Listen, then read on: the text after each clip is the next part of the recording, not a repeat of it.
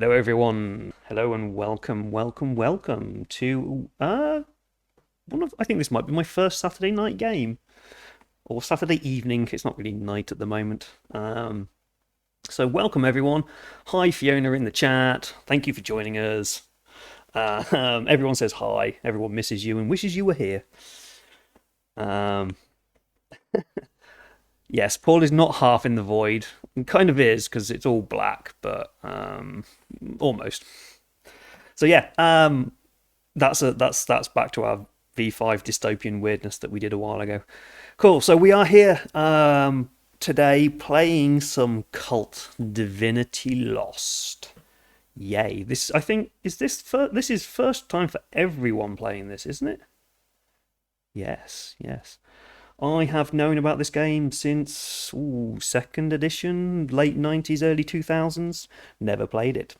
But fourth edition seems like a really good update, so quite excited to actually finally play it. But like on Tuesday, I'm not running the game. I get to play a game again. Yay! I am much excited about this. But so before we get into what Cult is and then starting the game, as we did on Tuesday and as I'll be doing in other games up until the 10th of March, we are supporting Roll for Ukraine. This is a charity set up by Mark from Mondo Cane Publishings, where they are trying to raise money for humanitarian aid in the Ukraine. I'm going to hope that my bot is working. If you want to find out more information about them, follow the hashtag Roll for Ukraine on Twitter. They have a Facebook page, Roll for Ukraine. For some reason the Facebook link in the bot doesn't work, so you'd have to copy and paste that across to find them. But if you just search for Roll for Ukraine on Facebook, you'll find them, and you can find out about where the money's going and how much they're doing and what they're doing with it. If that's not the charity that you're interested in, I've also put up a link for the International Red Cross Ukraine Appeal as well, because we do not support what's happening there, and we want to help all the innocent people that are being displaced by war. And it's not just Ukraine who has problems, as it's all over the world. I think we all stand together in supporting stopping nastiness. So yeah, I will be promoting that every now and then throughout this. The other thing about this tonight or today is Cult. Cult has a reputation. We will not be living up to that reputation. We are good people. But it is a horror game. And it is probably more horror than all of the other games that we have played on this channel. So there is a big content warning on this game. As always, we have a content warning. But if you do find yourself feeling uncomfortable during the game, do take 5-10 minutes, step away and come back when you feel you're ready, or just don't watch. It's up to you. We have, as players and GM, gone through lines and veils to know what we are comfortable with in the game, and we have messages and chats so we can talk about things as we go along as to whether we're comfortable with them or not. So we have our safety mechanisms in place. So be warned, this is dark as we pierce beyond the veil of reality to see what mayhem and nightmares have been left by the void of the demiurge leaving. And I'm assuming Amy has run off to deal with the dog. So I will hand off to Paul, who will actually be running the game for us. So, Paul, take it away. Hi. Excuse me. So my name's Paul. I've known David for a number of years. He's very kindly invited me to join his wonderful channel. So I shall be running Cult this evening. As David's mentioned, this is the first time I have ever played it. I've played quite a lot of TTRPGs over the years. I'm a bit of a vampire enthusiast. Fancy trying something different, and Cult has some really cool material that I thought would be interesting to explore. But yes, shall we go around and shall I pass on to the everybody else want to introduce themselves? I think would be good. Yeah. Amy. Yeah, cool. Hi, I'm Amy. Not very much to say about me. You can find me at a.min on Twitter, and I have a little dog, so I may be disappearing to take her outside at various points during the session, as I just did. Yep, that's fine. Amy, you was on our Bluebeard's Bluebeard's Bride. There we go. I can say it. Game. So yeah, if you want to watch Amy, if you like her and she was amazing, because she will be, go watch that as well because that was amazing. It's given me nightmares about sofas. And our other player, as always, the amazing Vivien. Do you want to introduce yourself? Hello, I'm Vivien. You can find me on Twitter at ocean1212_W. Soviet Plants reference, of course. And you can find the games that I write at genphage.itch.io.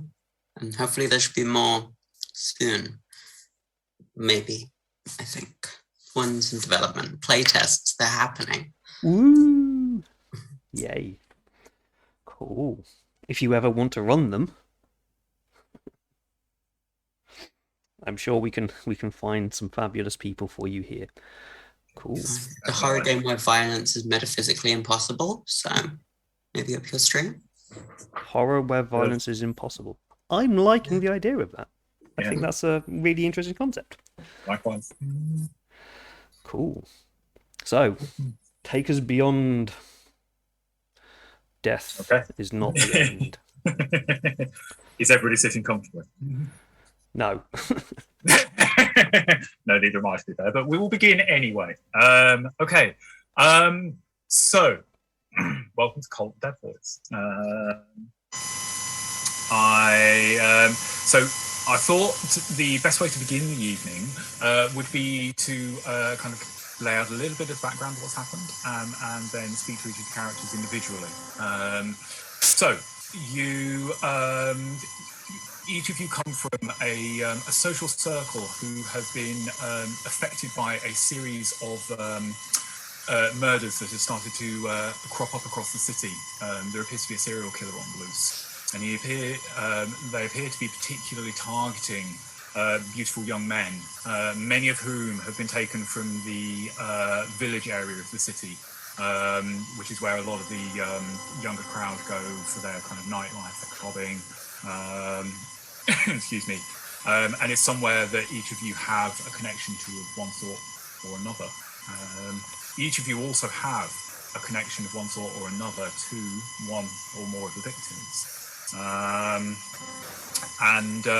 Delusion, which is one of the city's major clubs, are hosting a public wake for victims.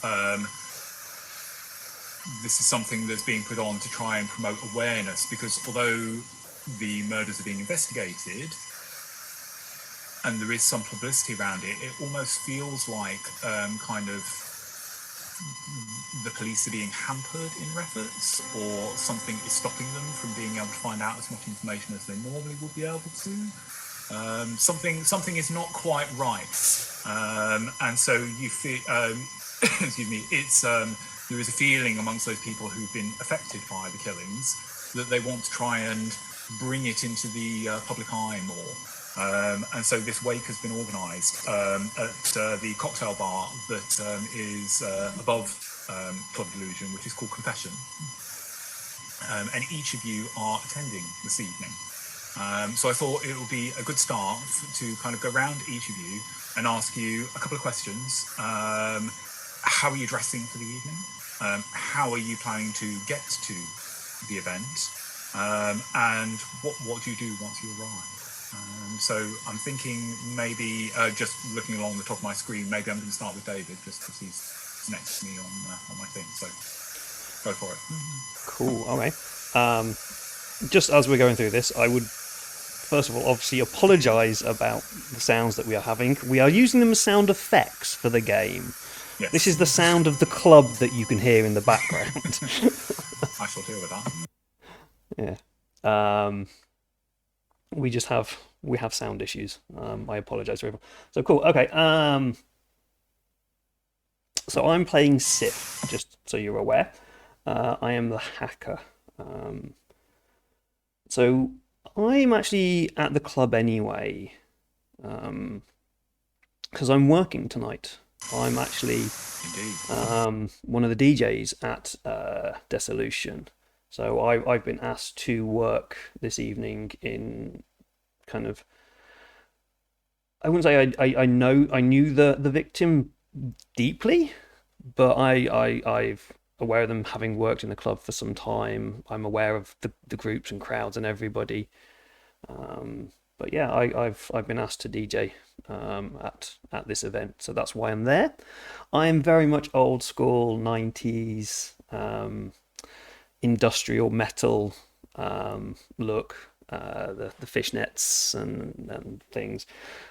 What I would really like to actually look like in real life, but I'm actually not like that, unfortunately, because I don't have really skinny body and amazing drug habits, shall we say.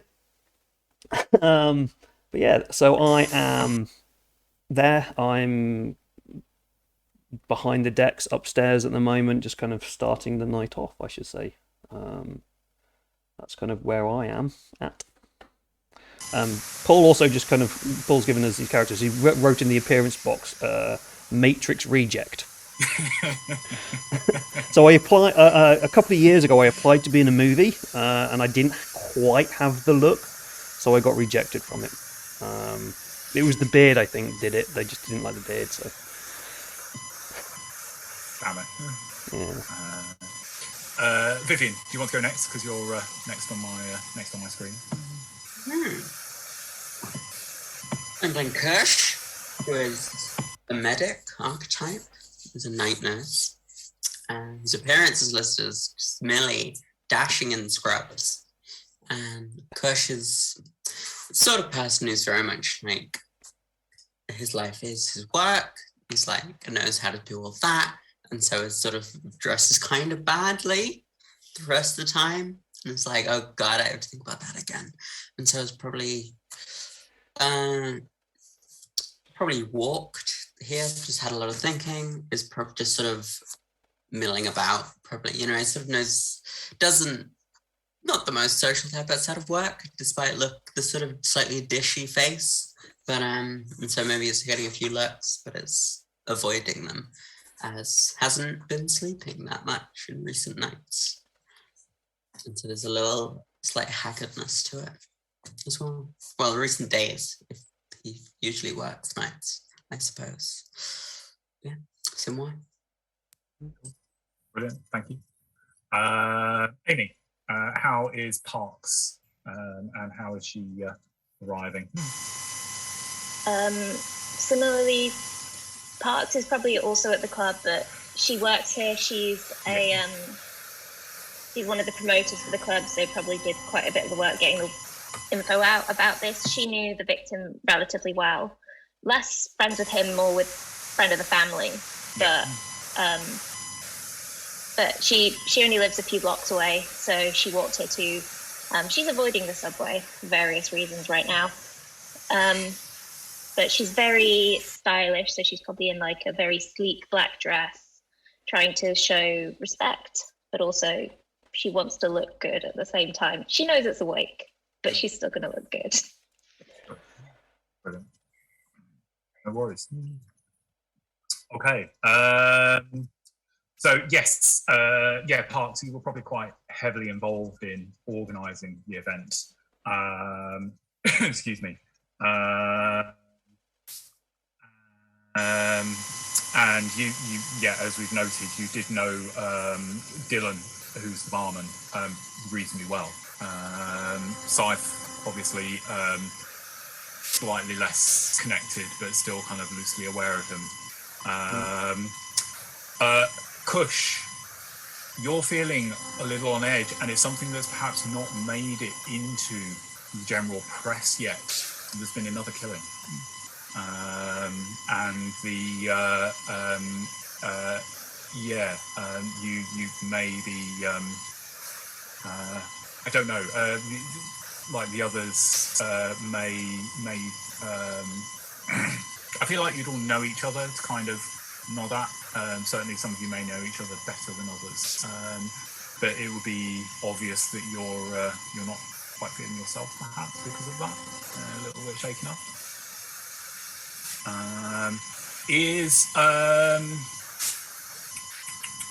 Is there anybody that anybody is kind of looking to talk to or anything like that when they arrive?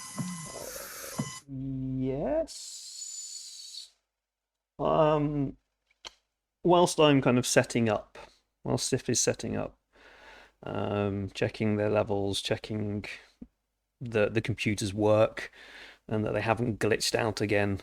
Been having problems with them recently after a weird incident. Yeah. But I received a message from a friend of mine, a hacker buddy, to come down and actually have an analog meeting. So I'm trying to put a face to a name that I've met online, and I know online, but personally, it's a bit weird that they want to ask me to meet. So I'm trying to build up that courage to actually analog talk to somebody who is a digital person. Yes. So my friend Oni. Also, I nod at Parks. Just we've worked together. We know each other. Yeah. Probably made me do the DJing. I feel like there would have been arm twisting. Yeah. Definitely. Make me do social interactions? Come on. Yes. Yeah. Kush, I think as the evening begins to get going, you would probably be approached by another of the regulars at the club. Excuse me.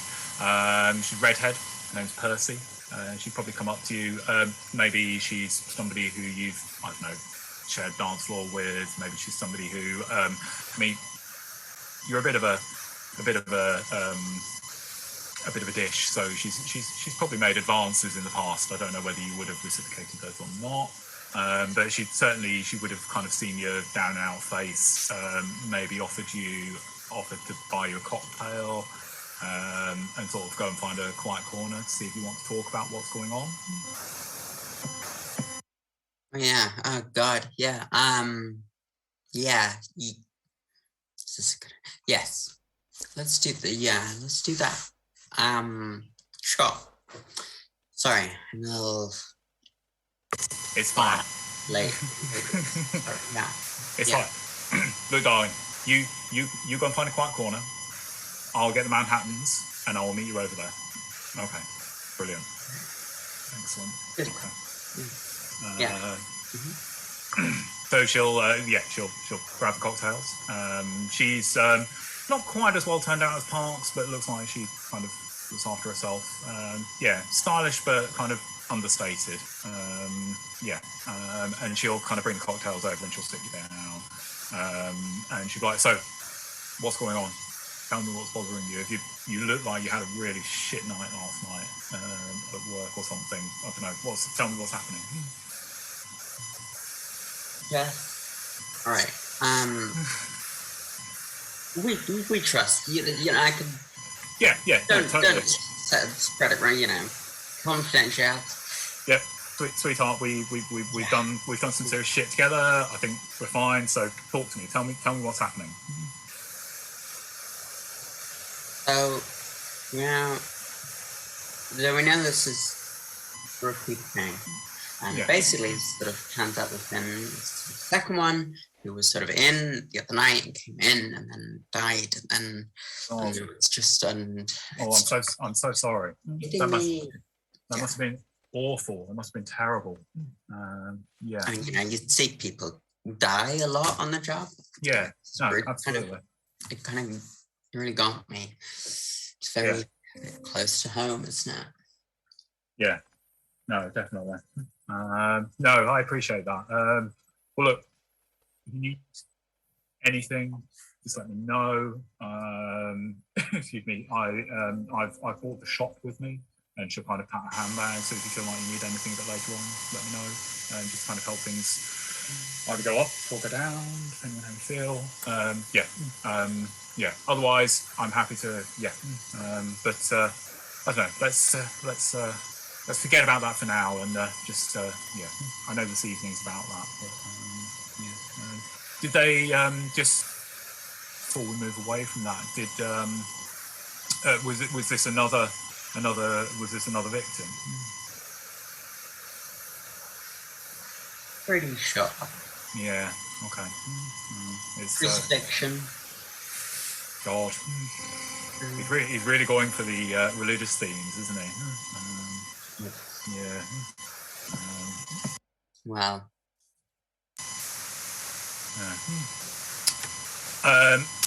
Whilst this is going on, I feel like Scythe, you're probably going to get a message come through to your phone.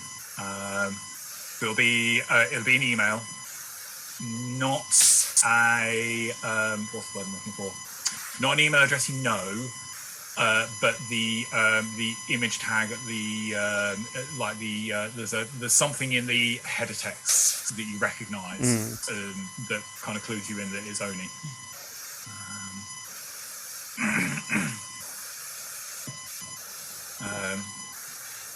Are you opening it? I will just quickly kind of glance at Parks, try to get their attention, and I'll just say, kind of give a signal like, I just need to time out. I just hit play on the computer, and full well knowing it's probably gonna cock up in a minute. But I was like, I need to just deal with this shit. I'm sorry. Sorry. And go off. Just kind of step back from the decks for a second and check. Yeah. Obviously not on my good phone. On my phones that get replaced every day or so. Yeah. You're not quite a Nokia, but kind of, I don't know. The step up from the brick. Yeah, basically. Yeah. Brilliant. The email is brief, as kind of this sort of thing tends to be. Basically gives you an address and says, meet me here. There may be something of interest.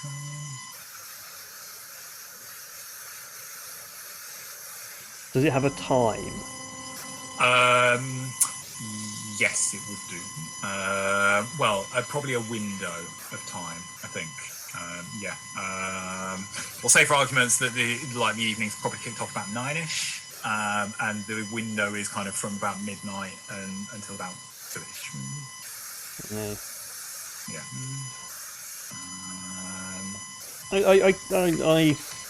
I don't respond. No. Just put it back in. Just go move up to Parks. You did get the other DJ, didn't you? You it's not just me tonight, is it?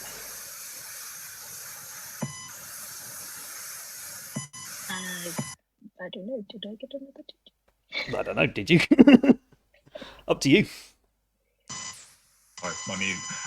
I would say that would be well within Parks's preview.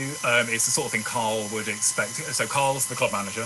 Kind of introductions, and it's definitely the sort of thing that he would probably most of the night. Certainly when you move downstairs for the last part of the night, there would be a couple of DJs on, and he would usually expect at least one of them to be around in kind of standby just in case. Yeah. So yeah, completely. And worst case, Cole can DJ, but he's terrible. Who's one of the other characters who's not present because the person who's playing isn't. But yeah, Cole can DJ. Well, let's say Cole knows how to work the laptop, but the stuff he puts on, just go. He's the reason why my laptop's broken, isn't it? Probably. At least that's why I think it's broken. Yeah. Everyone's pointing fingers at the door doll.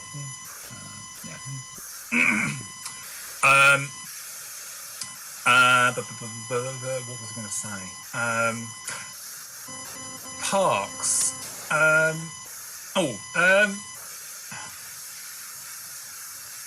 don't know whether to get right. I'd like to do a little bit of dice rolling, just because it's the first time everyone has done something. And I would like to get Vivien and Amy to do a read person roll on each other.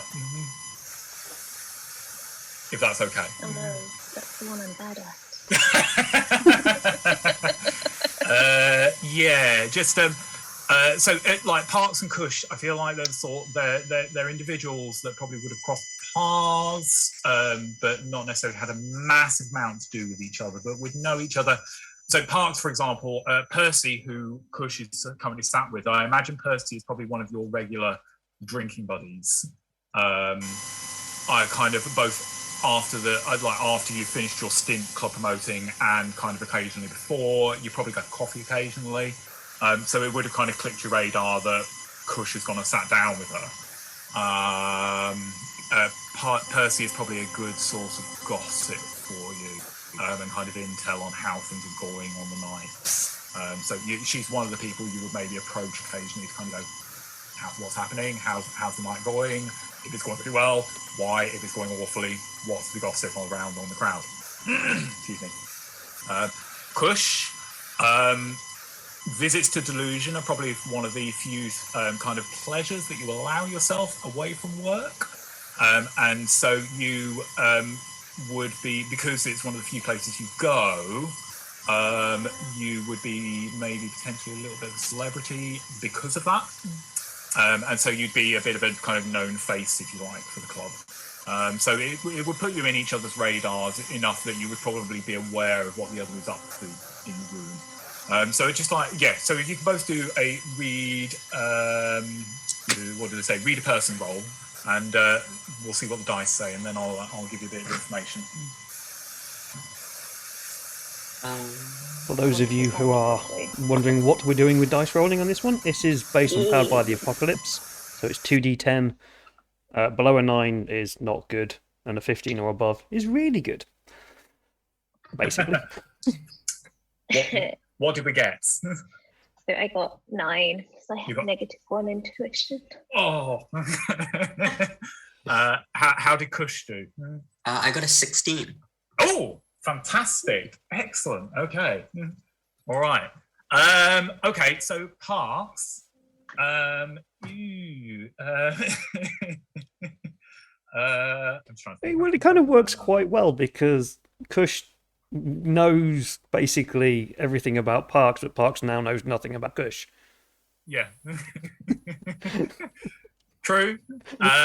Okay, so Parks, you've written off what's going on as it's known that Kush will occasionally come in following a horrendous night shift. You've written it off to that. You might even have had like a little bit of a kind of maybe something's just popped up on your, or kind of just starting to filter out on the news feed about the most recent victim. And so you're maybe writing it off to that. Maybe Kush was present or kind of involved in that because it's been mentioned in the news feed that the victim was actually alive when they were brought into hospital. So you're kind of writing off to that and kind of putting his apparent strange mood down to that. Kush. You notice Parks noticing your kind of disappearance with Percy, and there's something going on with her. You're not sure what though, but there's definitely something off about her this evening. You tend to. So I'm going to take liberties here. You both live in the same sort of area, and you would usually see her on the subway in, and you didn't, which is unusual. And so you feel like maybe there's something going on there, but you're not sure what. Yeah.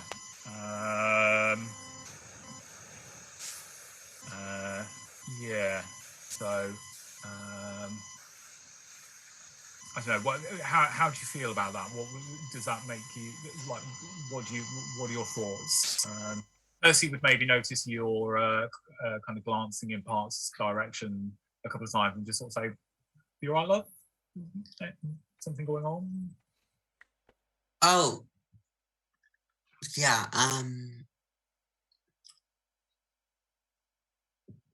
She hasn't mentioned anything to you lately about, something little under the table. Yeah, no. To be no, nothing like that. But I have noticed that she's been a little withdrawn the last week or so.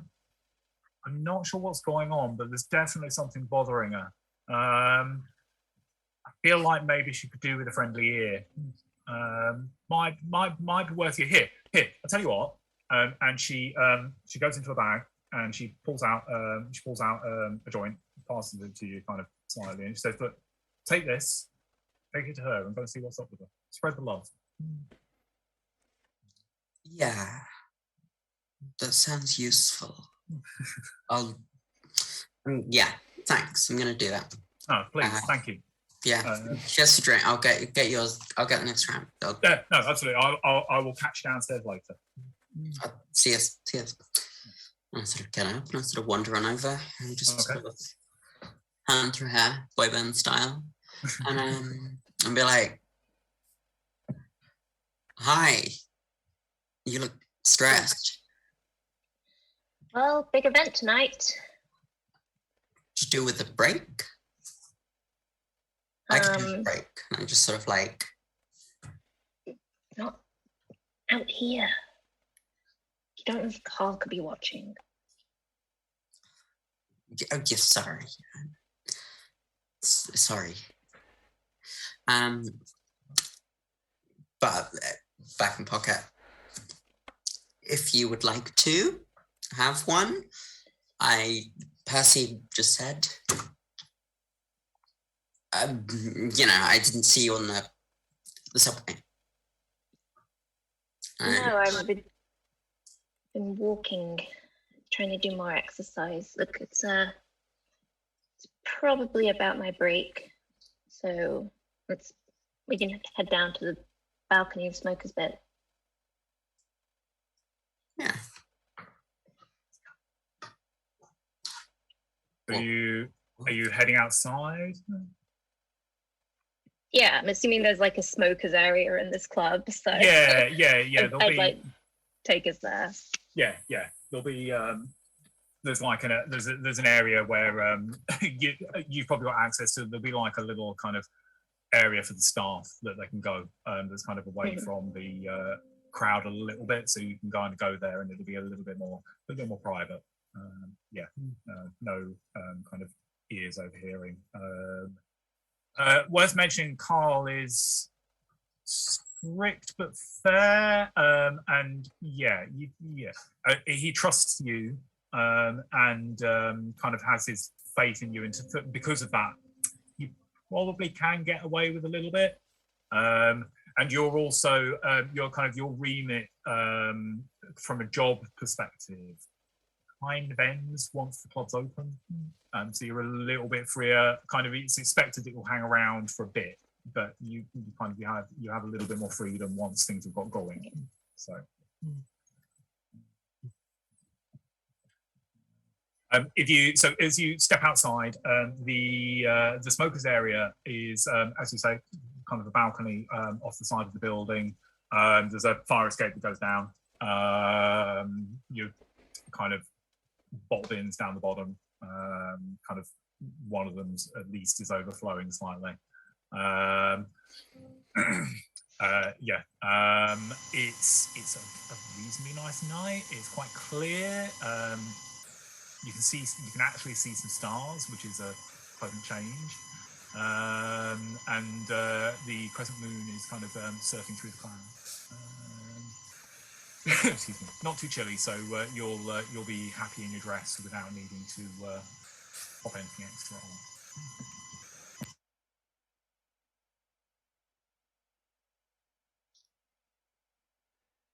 So how are you doing?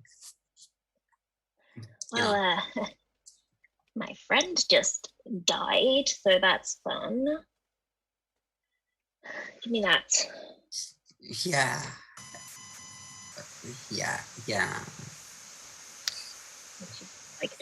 Like light it up and then take a smoke. Like,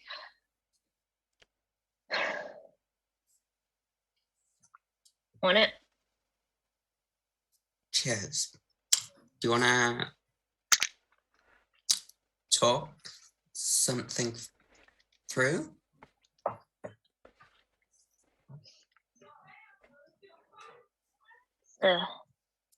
Just been a pretty shitty time recently, as I'm sure you're well aware, you know?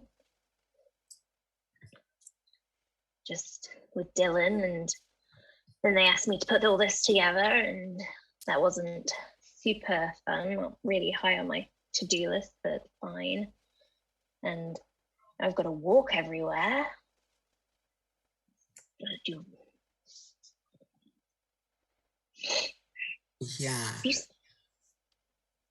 Yeah, I haven't been sleeping too well because of all that. I mean, maybe that's it. Maybe I just wasn't sleeping.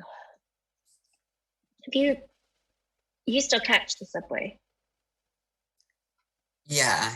You know, when it's open at work, when shifts sign up. Have you ever seen anything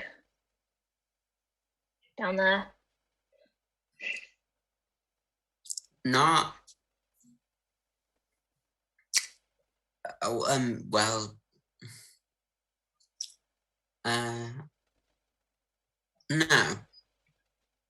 No. Figured. There's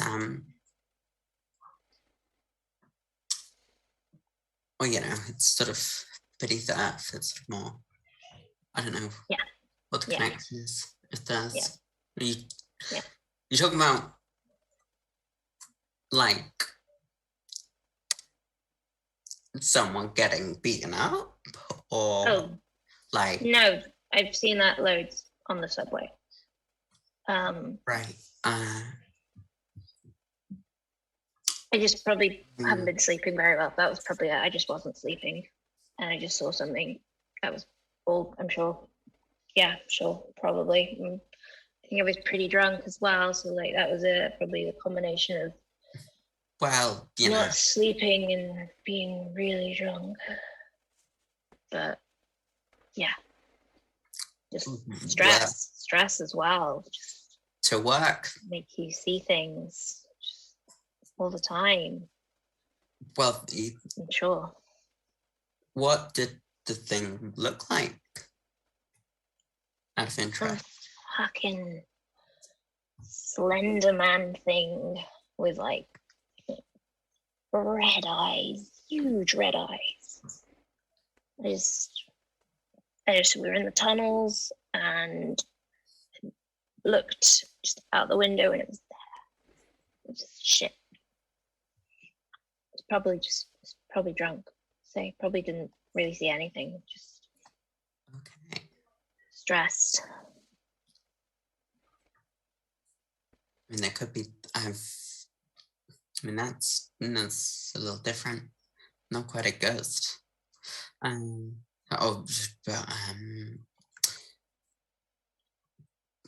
you ever seen a ghost? When I was a kid. Yeah. When I was a kid.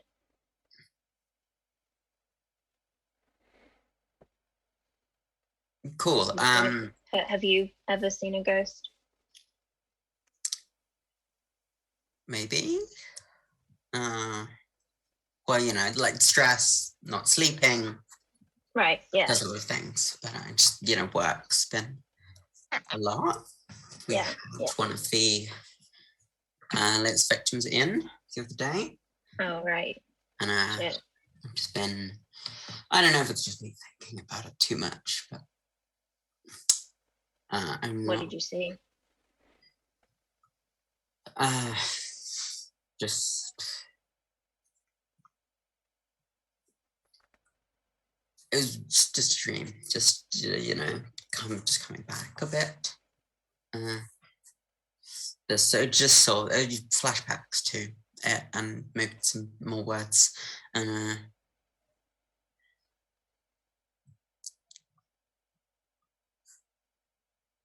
Yeah, I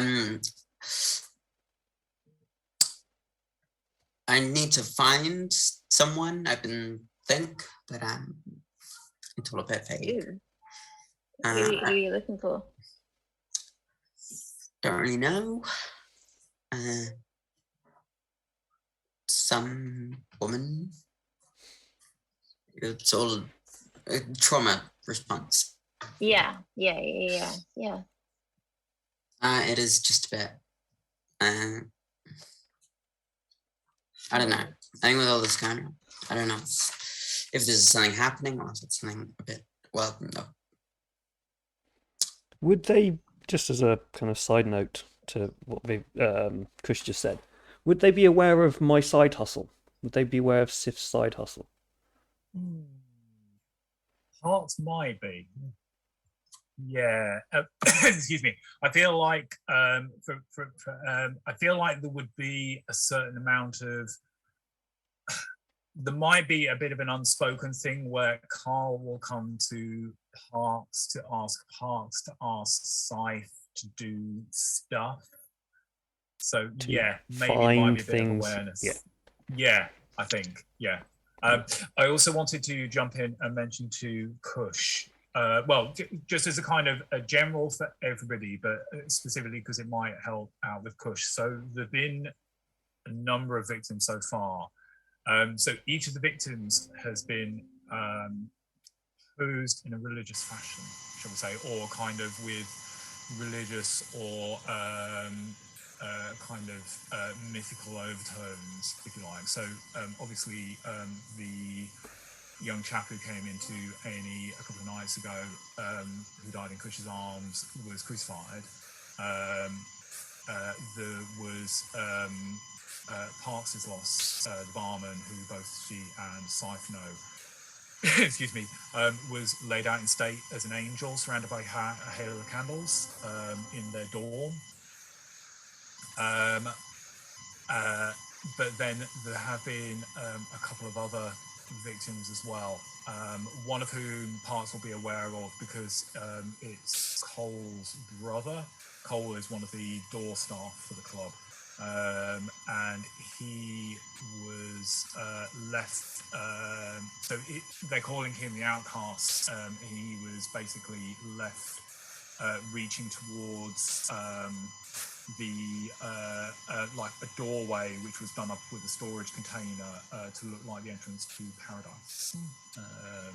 And he had kind of a fistful of knives protruding from his back.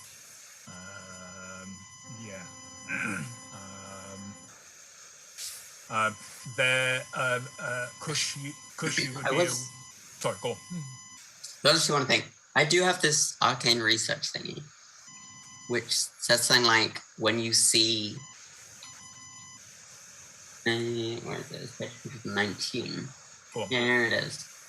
Which is like, whenever you venture into alternate planes of existence or meet entities from other dimensions, you may declare that you have read about this dimensional creature before. Is there a chance I could have read something about this Slender Man-y type? Possibly, yes. Yeah. So, yeah, because so something that with something I don't know whether this would be common knowledge, but it kind of you have an interest in this kind of thing. Do you want to do an investigation roll? Yeah. And see what you can come up with for Parks. Also to check, David, did you see what I put in the chat? Which chat? Discord. Not yet. No, I will just Okay. quickly check that. Have a peek. Yeah, Vivien, if you can do an investigation for us. Well, that's reason. I have 1. 8 plus 2 plus 1 is 11. Excellent. Okay. When you So- resolve this, I'll. Yes, that's fine. Okay, you tell me what sort of thing you're thinking. So obviously Parks has kind of opened up a little bit to you. You tell me a little bit about the sorts of things that you're thinking, or what sort of information are you thinking that you might want to dredge up, and I'll keep you a little.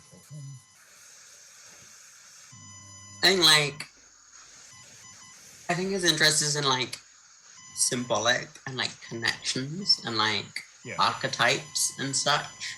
Okay. And so it's like this, what sort of like a thing, what sort of like connection. I don't know, there's like the ghosts and all this like Christianity. I can't repeat, like if there's some like link there that I'm just like, Yeah. So there is a little bit. I'm just trying to think. So you've read a little bit, which suggests that this kind of thing has been carried out this kind of thing is potentially linked to people looking to gain, or individuals looking to gain power, and you think that might be, from what you've seen and heard, that might be what's going on here. That might be, from an esoteric, from an eldritch, from an occult point of view, that's what you feel like is happening.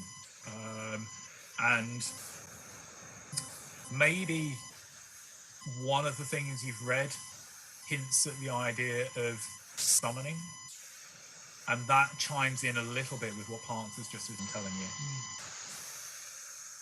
intriguing. Yeah.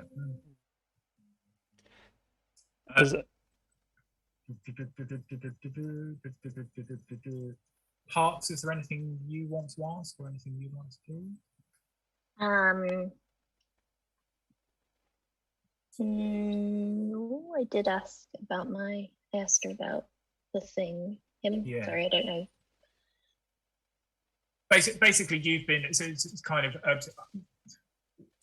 space on the character sheets. I have to keep things kind of fairly short. So you've like, there's a couple of times when you've been riding the subway where you've the subway for the city is quite old. There are bits you go through where it's just pitch black and you can't see a thing. People are used to that. There's other areas where you go through where you almost get like a strobe light effect. And once or twice over the last couple of weeks, there's been a couple of occasions where that's been happening. And in the middle of the strobes, you've caught a glimpse of this thing out of the corner of your eyes. Tall, very pale skin, glowing red eyes, dark clothes, and then it's gone. There was one occasion where you were about to pull into the station for work, and that's the first time you saw it for a little bit longer, and it smiled at you. And then it was gone again. Like literally, it smiled, everything went black, and then the next thing you knew, station lights were on around you, and there were a couple of Japanese business guys in suits kind of giving you really weird looks. Because you were clearly looking a little freaked out.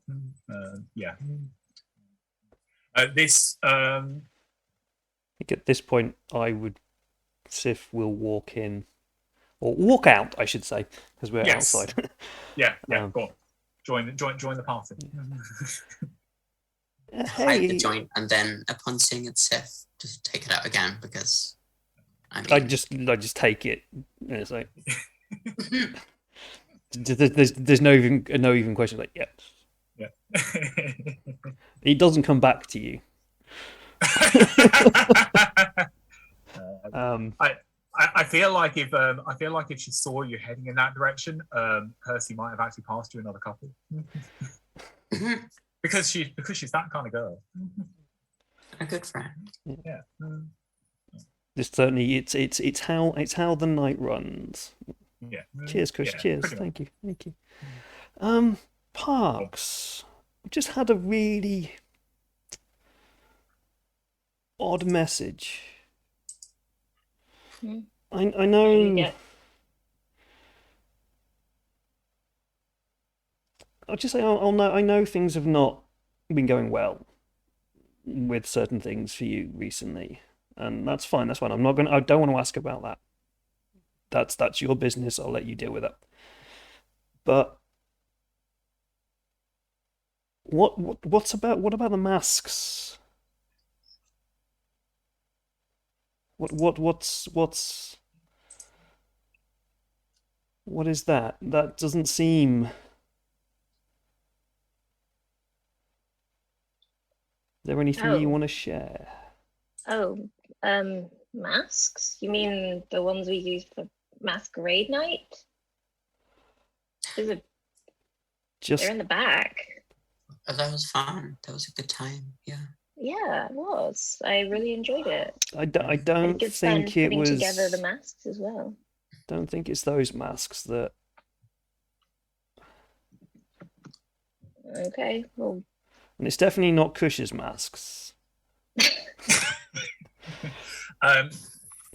Sorry, so Parks.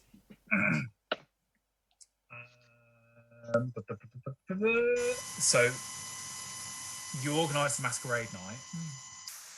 Yes, which involved masks. And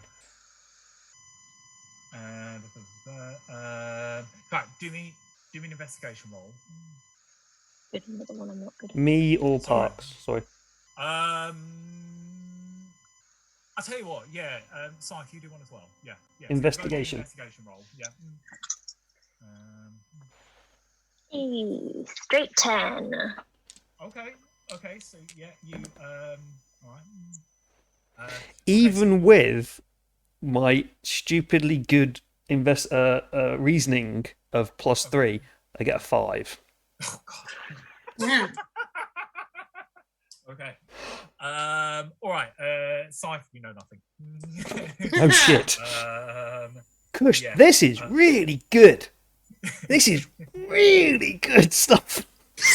I feel, by the way, that I should apologise to any cult hardcore enthusiasts who are watching if I'm butchering the rules. If anybody has watched this channel before, we don't give a shit about rules. No, Rules are suggestions. yeah, I'm a firm believer in interpreting them the way you want them. Okay, so yeah, Scythe, not the foggiest. You remember the masquerade night. You don't remember much else about it apart from. I remember there was a masquerade night, and that's about it. There was a masquerade night.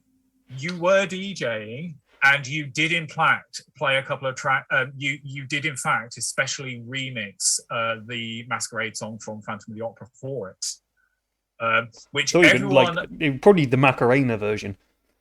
Everyone took the mick out of you for doing it, but then when you put it on, it went down like a storm. Yep. At least that's my memory of the night. Yes. I should do that again tonight. That works so well. Yeah. Yeah. For the record, Cush won best dressed at that night. Parks, you remember. So a little bit of background, because again I can't remember how much I put on the character sheets. So you have been involved in a little side project of your own, which you've had Scythe help you out with a little bit, and you may have mentioned to a couple of other people. So it might be something that you've mentioned to Cush, possibly. People like him, people like Percy, possibly you would have shared it around with a little bit, because you want to kind of get the word out there, but at the same time, you don't want to be too overt with it. As part of the project to try and kind of raise awareness, particularly sort of yourself and Cole have been quite heavily touched by the killings. You have organised an exhibition, bit of an underground affair. And you set it up in one of the. So basically, somebody who's involved in one of those kind of secret city parkour gangs that look for places they can break into and kind of go exploring underground. And they managed to find access to one of the abandoned tube stations that's not used anymore. And this was the perfect space. So yourself, a photographer friend called Mason, and Ethan, who has been one of the kind of key point-taking photographers for the investigations, have set up an exhibit based around the murders. And you last, so you had opening night recently, and you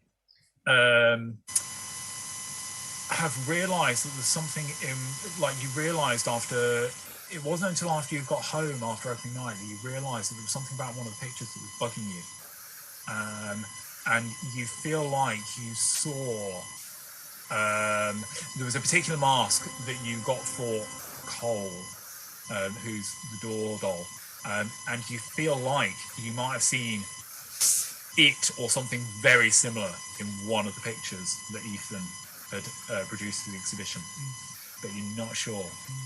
Okay.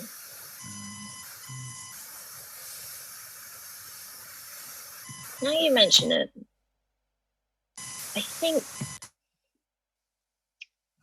Hold on, I'm gonna go check something. So I'm gonna go back to where I stored all the masks and like count them and see if I've got all of the masks that I should have for the staff that were on that night. Okay. You find that there are actually a couple missing. And one of them does indeed appear to be one of the devil masks that you saw. Okay. Yeah. Basically, you got so there's a costume shop called Mr. Ben's that you use. Yeah, I know. Does he have flower pot men? No, he's got magic. Oh, that Mr. Ben. Okay, yeah. Sorry, ignore me. Yeah. So there's a costumer that you use for your events whenever you've got to dress the staff up, and you basically went in and raided the place for masks because you've got quite a big troupe. You like Delusion puts on a big show when it's doing this kind of event. You have a big troupe of people who go wandering up and down and around the local kind of clubbing district, all dressed up in costume.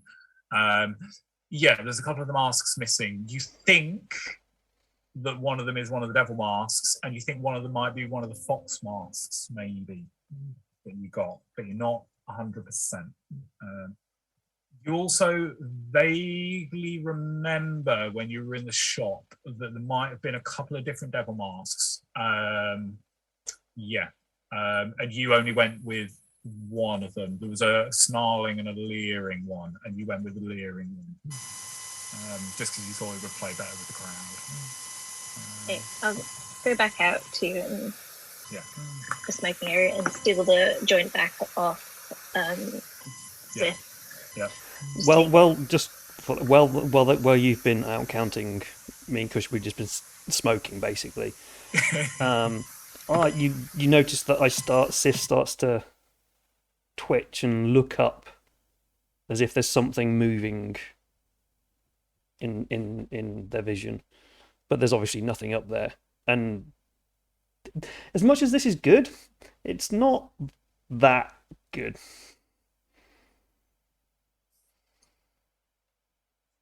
But yeah, and yeah, Parks, you come out, I was like, yeah, no, and just pass it on. I know I took them all back in, but there's masks missing. I'm certain I took them all back in. How did you know that the masks were missing? I have friends. Oh, right. Yeah, yes, I know it seems strange, but I do have friends. How did your friends know the masks were missing? They always better not asked. I'll check the time. After, you know what happened on, the last... I've got to keep a low profile at the moment. Yeah. I can't... Yeah. Kush, do you want to do debating in my head which is going to be the better role for this. Make a roll and then decide. Yeah, make a roll for me. I'm going to say observe the situation, but you're doing it back for your memory of that night. How drunk were you? What time is it, more or less? That we've been out here a while, and I assume the party's been going. Is it like 11ish? No, I'm not muted.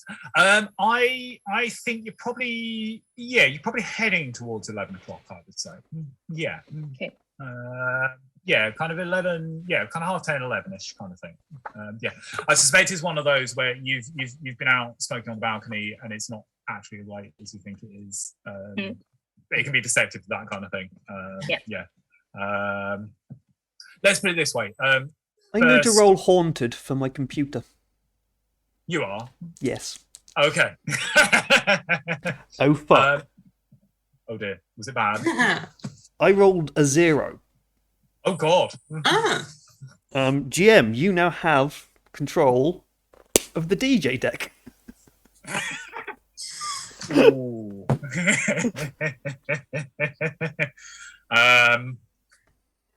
Well, the first thing that's going to happen is Backstreet's Back is going to start playing.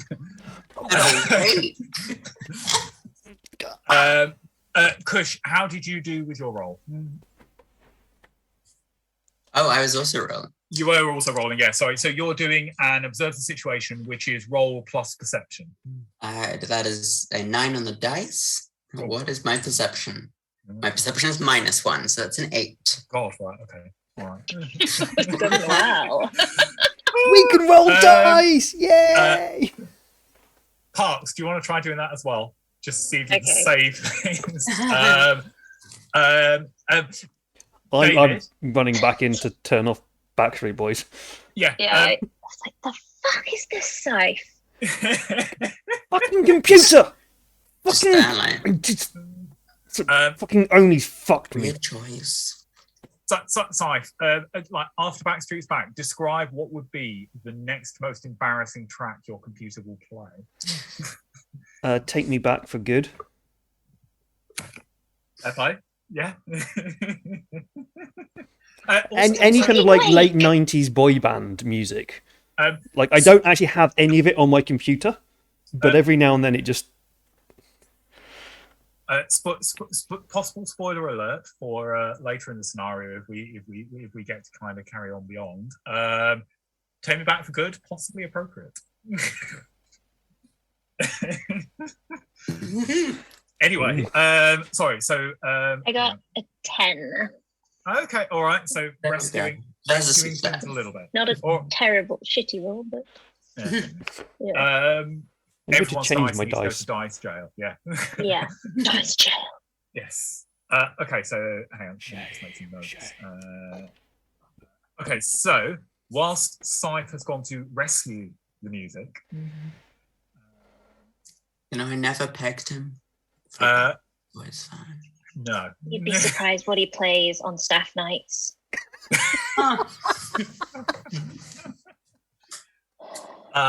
So Kush and Parks have a discussion about masquerade nights. In particular, because Parks, Kush, you would probably have a very kind of reasonably vivid image of. Hang on, let me just check something. Okay, given your history with Cole, you would have a reasonably vivid image of him wearing the devil mask. There was a little pair of gold lame hot pants. Not a lot else. Yeah. You guys are kind of beyond that now. But it's kind of like there's kind of We had a thing. You had a thing, and you like to play up to it occasionally, particularly because it does sometimes kind of freak people out a little bit. Yeah. You're fairly sure that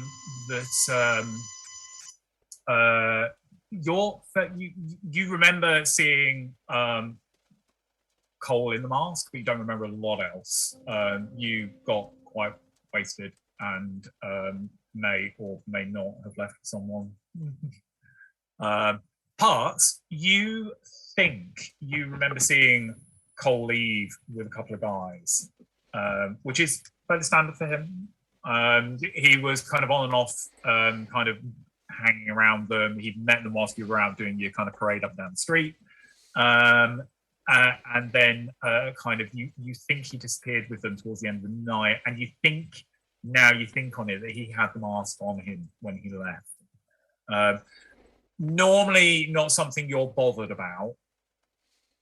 However, under the current circumstances, it's now starting to concern you a little bit. Yeah.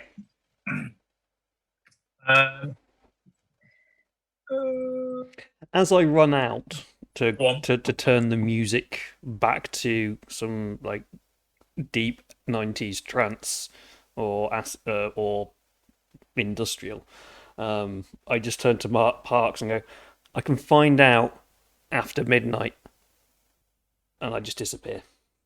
Okay. Well, that was He's always so fucking cryptic. What is it with boys? Okay. I say most of them.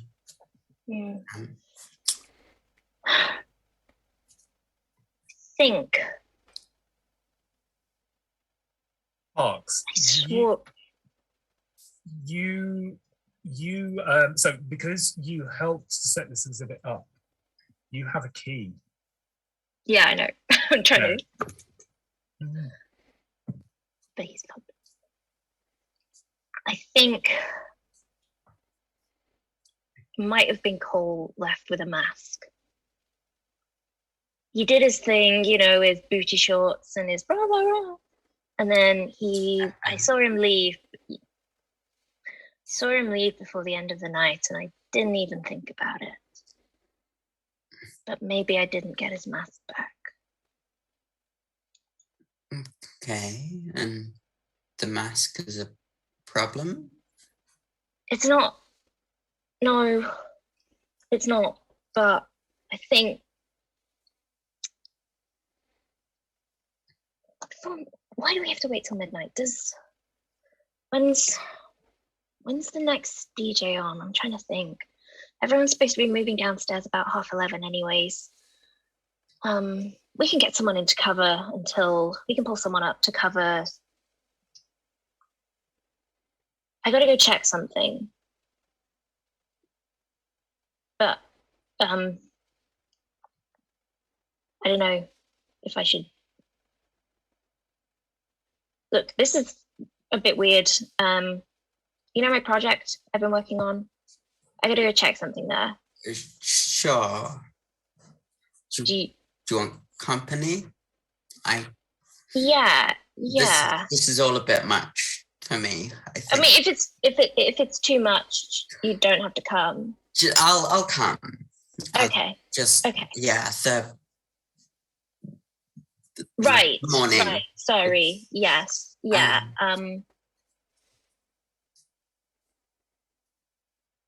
Yeah. Let's go. And Sai has to come as well because his friend's being fucking cryptic about the masks. That makes sense. Yeah. Yeah. Okay. Let's go grab him. I've got to go. Have you been before to my project? It's pretty cool. I don't think I have. Well, no, you're gonna get like an inside view of it now because we gotta go, and it's not open. So, but yeah, you can have a look around while we're there. Maybe tell some people if you like it. And it's not. I just got to check something. But okay, yeah. Let's go get Saif. Let's pull this off together before she goes back in. I just look a bit lost, but I'm a bit like, sure. I'm gonna drag this puppy boy with me. Summoning rituals. I mean, yeah, I'm just thinking of all, flipping through the books in my brain, being like, well, let's do this, let's do this. And I'm a bit like, yeah, I'll follow along. I would go and talk to Carl and say, something's come up. I need to take Scythe.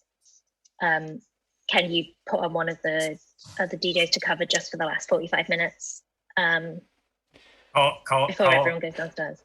Carl is like, given what that boy's laptop's just done, please get him out of my club. yeah, I figured. Yeah. The quicker the better. Okay. Like as kind of, I feel like he will he'll kind of I don't know, like he'll kind of wander over to he's disappeared. There he is. He'll wander over to is Scythe now incognito. I mean, is it Scythe or Sif? I pronouncing it both. Either. I don't think. Oh, this is not the hoodie that I wanted. I now look like I've got a cone head. Damn it. Yeah, no, just like proper on the laptop, trying to work out what the hell has gone on. Just unable at the moment to stop this tirade of 90s boy bands. Looking, what are they? East.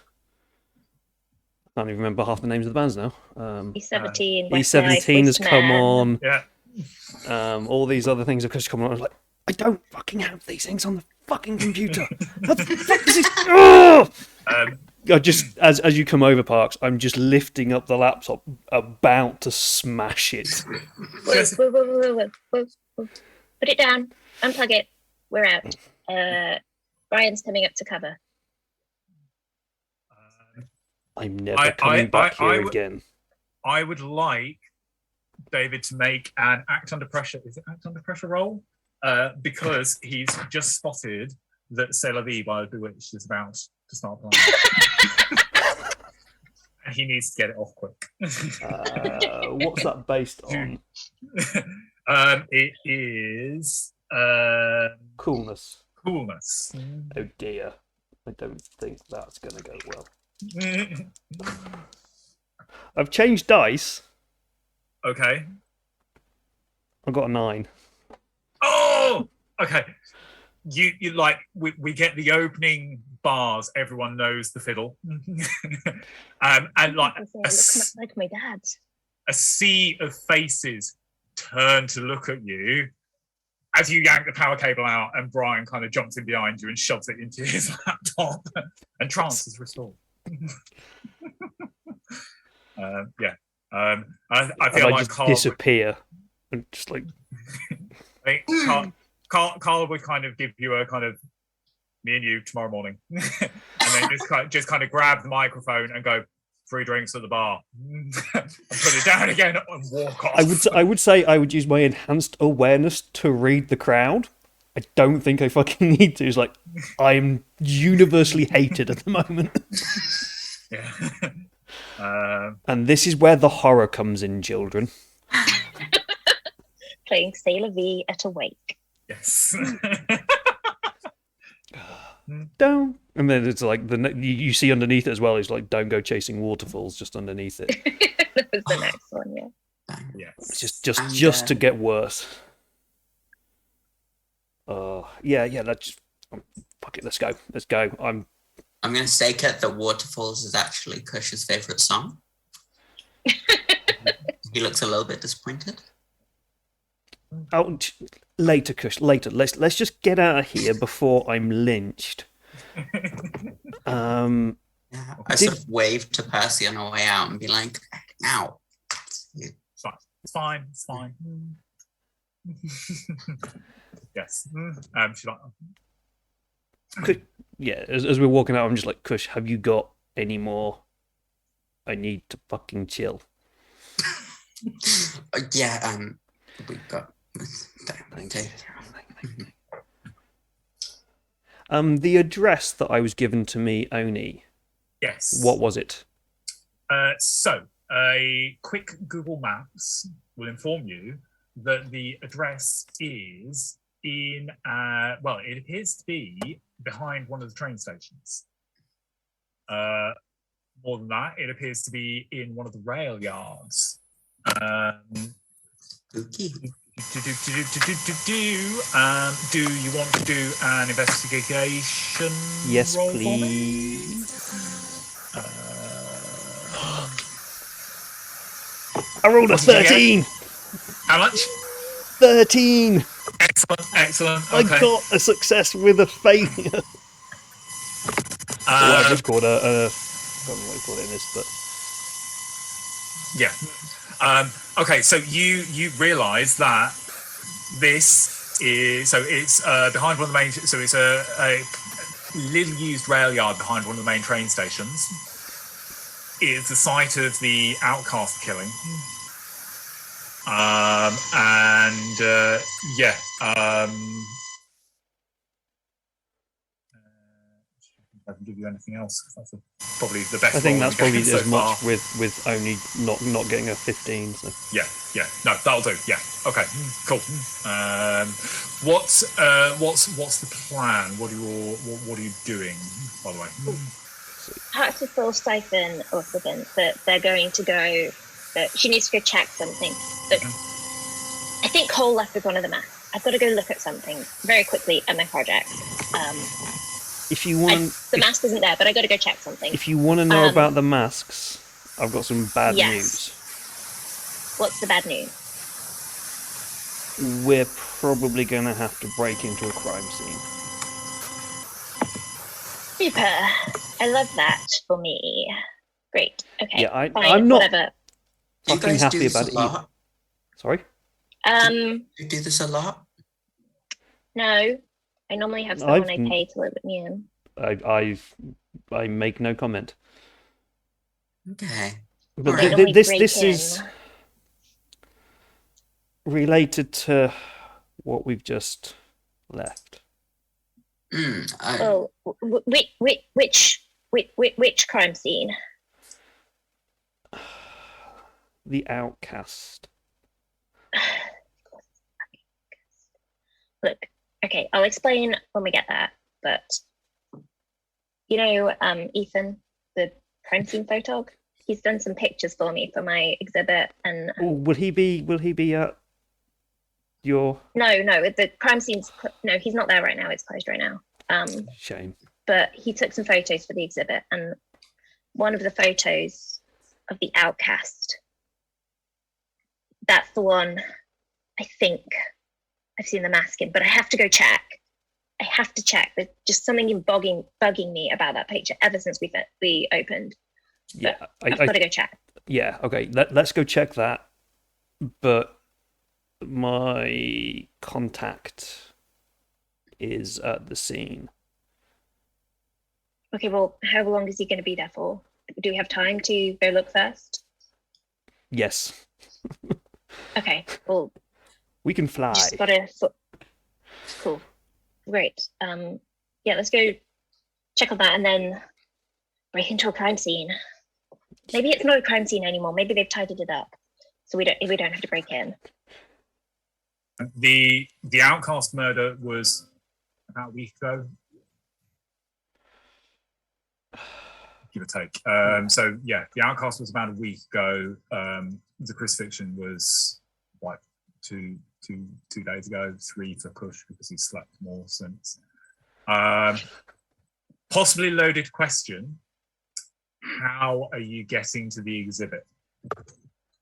How far is it from where we are?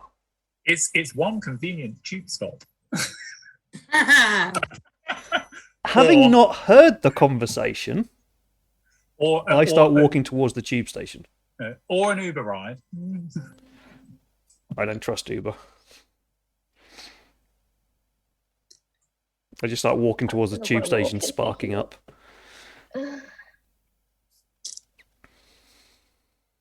I sort of like pause and I'm like, do I want to actually see this thing? Could that be useful? It's not that far of a walk. It's only like 15 minutes. Parker's in 6-inch heels.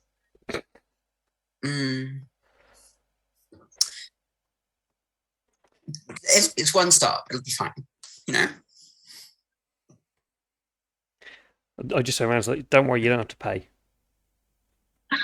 I'm not worried about paying. I'm fine.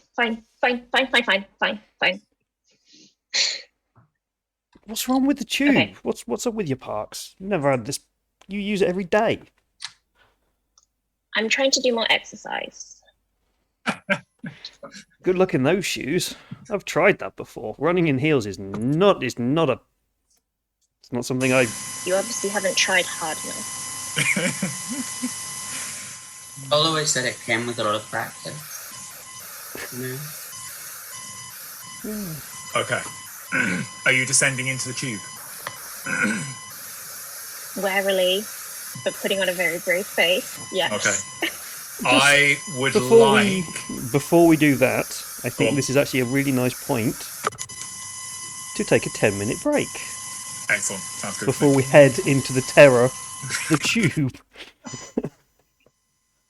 So yeah, I think we shall take a 10-minute comfort break, stock up on water and Yep. things. So for those of you who are still watching, we shall be back in 10 minutes or so.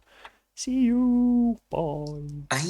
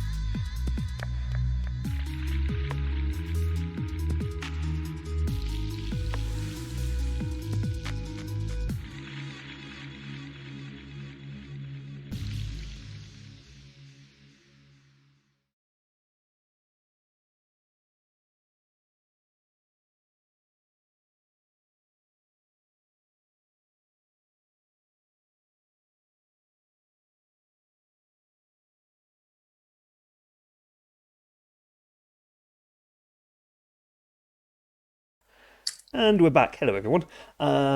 Just as a reminder, just before we get back into the terrors of a subway ride, we are promoting and raising money for the Roll for Ukraine Fund, which is looking to raise money for humanitarian aid in Ukraine. It is run by the guys from Mondo Kane Publishing, who are really, really cool guys. So do go check them out. The links for finding out about Roll for Ukraine is now in the chat. There's also a link there for their Facebook page and for the International Red Cross as well for the Ukraine. So do go give that a look at, please, because good causes and all that. So I think we're heading into a subway where it's all perfectly fine and nothing bad's going to happen at all. And I think Parks is just not going to have any visitations at all and is going to be completely happy. Am I right, Paul? Of course. Well, let's see. So you arrive at the subway. The entrance, the brightly lit entrance has never looked so terrifying for Parks. However, to Kush, to Scythe, all is perfectly normal as you descend down the escalator, and they've got those electronic billboards down the side, which are I don't know, what will they be advertising? Take that's 25th anniversary tour just Yes. to taunt me. Yes, absolutely. Yeah, and Spice World. You descend into the station, and all is fairly normal, or seems to be. There's the usual late night crowd. It is late, obviously. The subway itself will close in a couple of hours' time, but it's still reasonably busy. There's still quite a few people around, so you don't feel like you're on your own. I don't know whether this will help with Parks' anxiety or not. You wait. Sorry, go on. I'm going to roll to keep it together. Yes, I would like Parks to do that. As the rumbling from the far end of the platform announces that the train is about to arrive. Oh, I actually did really well. 18. You are a soldier. Nothing will faze you. You are deep breaths. You look amazing. Nothing is going to faze you. You will get on that train. You will go one stop. You will get off the train. You will go back up to the world, and there will be no problems. Nothing will go wrong. So, I suspect Kush and Scythe kind of notice a straightening of the shoulders, kind of standing a little taller in the heels as you step onto the train. Quite a lot of other people in the carriage as well. The doors cycle shuts as they do, slightly rickety, and the train slowly pulls out of the station with that whirring sound that you get.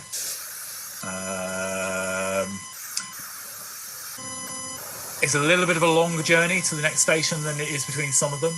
And there is a patch as you're heading towards it, and Parks can kind of feel herself kind of, I don't know, maybe you would grab Kush or Sife's hands just as a... Kush is like doing the like pat on the shoulder, being like... She grabs both their knees and like death grip, nails in. Yeah. Steady on, Parks. I usually have to pay for this. As she does this, the lights stutter out and then strobe through, and I would like, I can't remember, David, what did we say Scythe was going to roll? I think it's going to be both me and Kush. We're going to do A see through the illusion. See Through the Illusion. That's the one, yeah. Yes. It's what he's best at. It's my second That's the best. one I was at.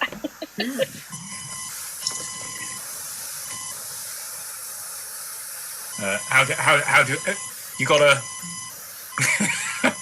Okay, that's fine. I'm meant to be high. This is the thing I'm meant to be able to do when I'm high. I got a 21. You got a 21. Dude! What? Oh my life. I rolled 10 and 8, and I have a +3. Dude. Okay. I have a +2 and I still only got 4. I am not -2. I'm really glad I didn't have to do this roll. Okay. All right.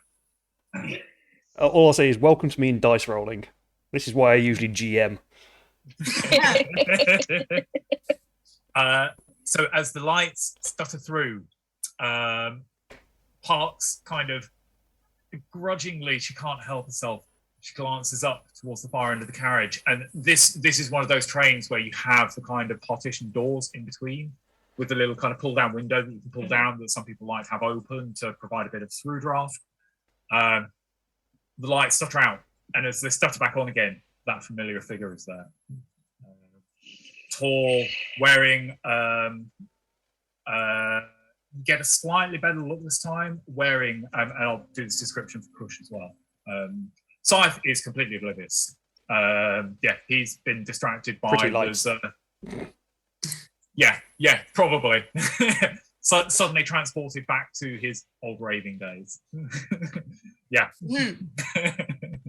The figure that appears is taller than they should be. I don't know, space seems to kind of bend slightly around them so that to make them fit in the carriage.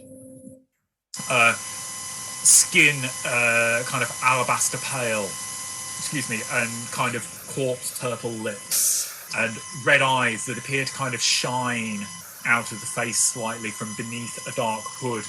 And that face, as you look at it, seems to loom closer and closer, pushing you back in your seat, and then the strobes come and it's gone. And you're in the station. Kush, you got a 21. You saw what Parks saw for the first time. You actually experienced it. It lived up to all of the descriptions she's offered you. What's more, you think you recognize it from the last book that you were able to purchase last time we went to a secondhand sort of a swap meet for books. There's a little poorly known secondhand bookshop behind the town hall. It's located just off like a little walled garden. It's down a flight of stairs. You go in there. Certain people who are kind of in the know, and you've kind of grudgingly been welcomed into the crowd after a few initial rebuffs. Go there to exchange tomes about unexpected things, and this book, the description matches perfectly what you've just seen. And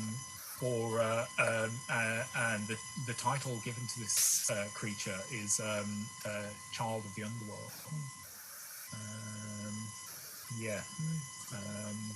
Sif doesn't know anything, but David is like, oh. Yeah. As far as you know, they're not supposed to be up here. They've only ever been, even from what you've read, even the metro would be considered up here for them.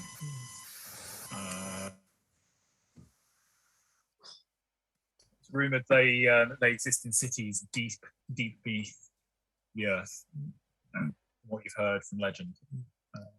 That's what you think you've seen. Morlocks, but worse. Huh. Anyway, the He's train. like crawled back on his almost sat on Cush's lap. Yeah. Like heavy breathing. Kush looks. I just turn around and stare at both of you like. Kush is sort of transfixed, like this very large, like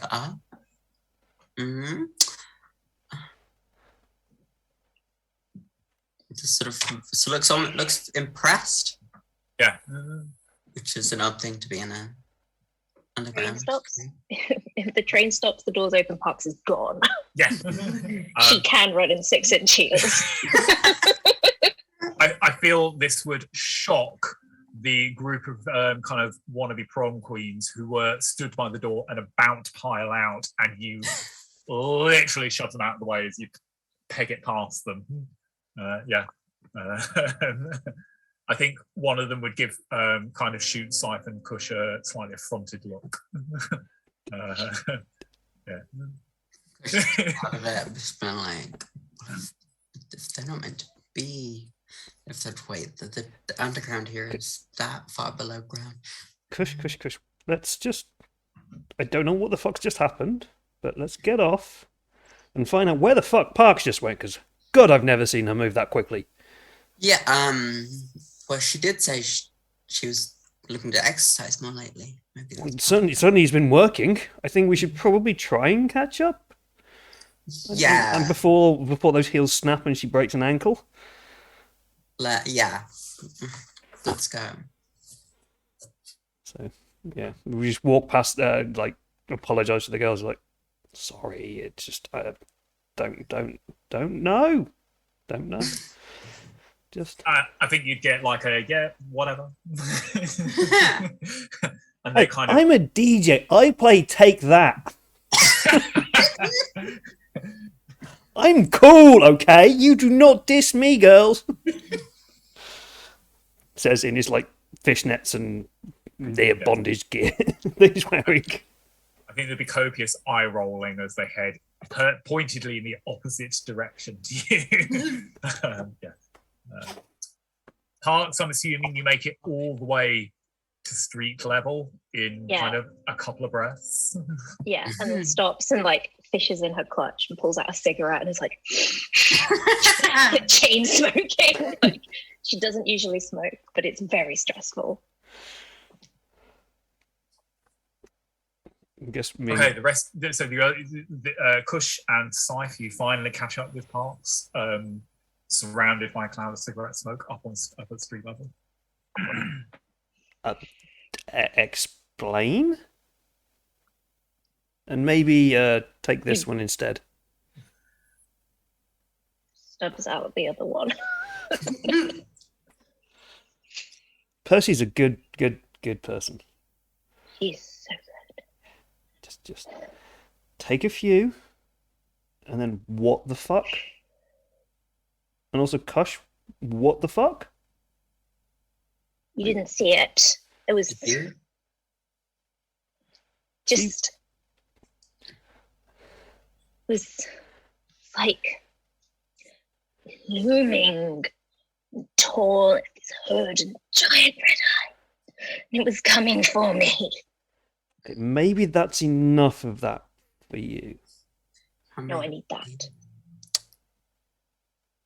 When you say coming for you, that was. Did you see it doing that, or was that a sort Did of you see connection? That's like coming towards me, and it's been following me. And it's smiled. The final time before this, it smiled. Interesting. What smiled? What are you talking about? A child of the underworld. What? I get out my phone and I send an email, Yes. still listening to this, and just send the email to Oni and just put "Child of the Underworld?" ? I think you're muted, Paul.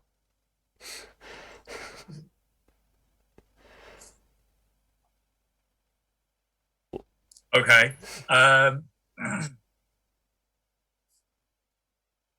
What are you guys so is there are you waiting outside the tube station? Are you heading? Are you I think currently we're just stood outside the Can we tube just station. no worries. So yeah, Cypher, are you kind of waiting and kind of keeping an eye on your phone? I've just sent it and I just put it back in my pocket. It's on buzz, so I'll know when something comes through. I'm not expecting an instant response. I just know that Oni has interests Yeah. beyond things. So, Sure. but I'm not trying to do it. Fuck it. Sorry, tissue. Like yeah. Anyway, No, go ahead. The fuck is a child of the underworld? I sort of give the spiel that Paul said, just like what I know. I mean, like, and then this, but then there shouldn't have been this.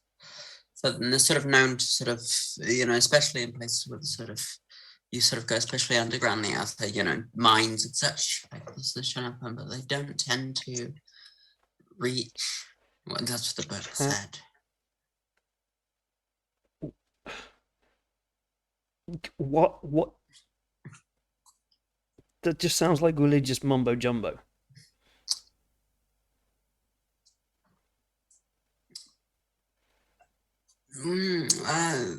Well, or just like some kid's fairy tale. Things that cross over and are more subtle than that.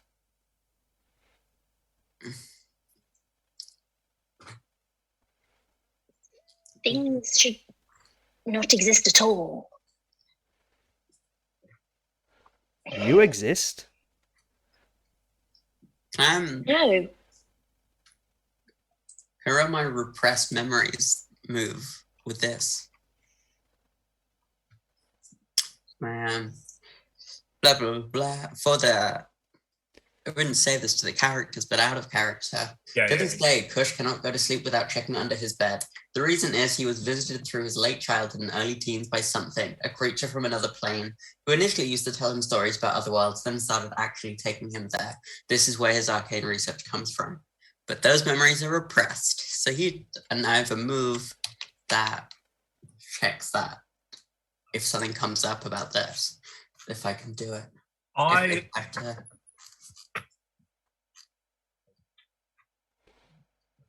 There you are. Sorry, I'm not muted. Okay.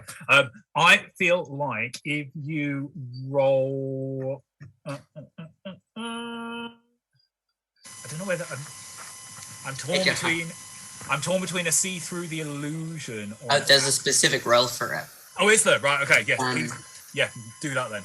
In situations associated with your repressed memories, roll +0 to determine if the memories resurface. Do it. Rolled a 12, which the memories partly resurface, taking the form of flashbacks and/or hallucinations. You must keep it together. Okay. All right. So do a keep it together roll to see whether you freak out. Which one is? That's roll plus willpower. Top. I'm okay at that. It took me a while to realise that it says underneath everything what it is. So if we say keep it together, it's like it's actually written on the character sheet and you don't have to go to the rules to find out what it is. Yeah, I did that. I noticed that during the break. Yeah. It says like, willpower underneath it. Keep it together. It's like, so I don't have to keep flicking between everything. I really am rolling well today, and that is very unusual for me, I must say, because I got a 15. Fantastic. You're making up for my rolls. So, Kush is the image of cool, and remembers. I'm assuming you're thinking riffing off of Sife's comment about things coming through and not always being so obvious. Yeah. So Kush would remember from his travels as a child that there are different kinds of being, and some of them are more than others, and each of them will touch the mortal plane in a different way. And that basically. The children of the underworld fall into the category that tends to be a little more overt, a little more visceral in their connection.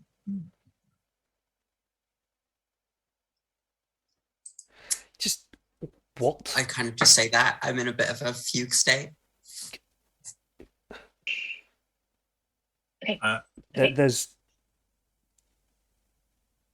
Fuck it, let's just go to your fucking... Let's find this fucking mask. That's at least... A minute. Come back later. Let's go sort this mask shit out. That's like a real physical thing, and we can sit down and get pissed and high as fuck and talk about this weird shit later. We've got other things to do. Plan. Okay, it's this way. It's not far from here. It's the old stop, actually. That was it's really long between the last stop and this one. There used to be one much closer. They closed it down in the war or something, but it's a really good place now. There's many closed down. But yeah, let's go. I'm up for underground stuff. Like, that gives good sound systems.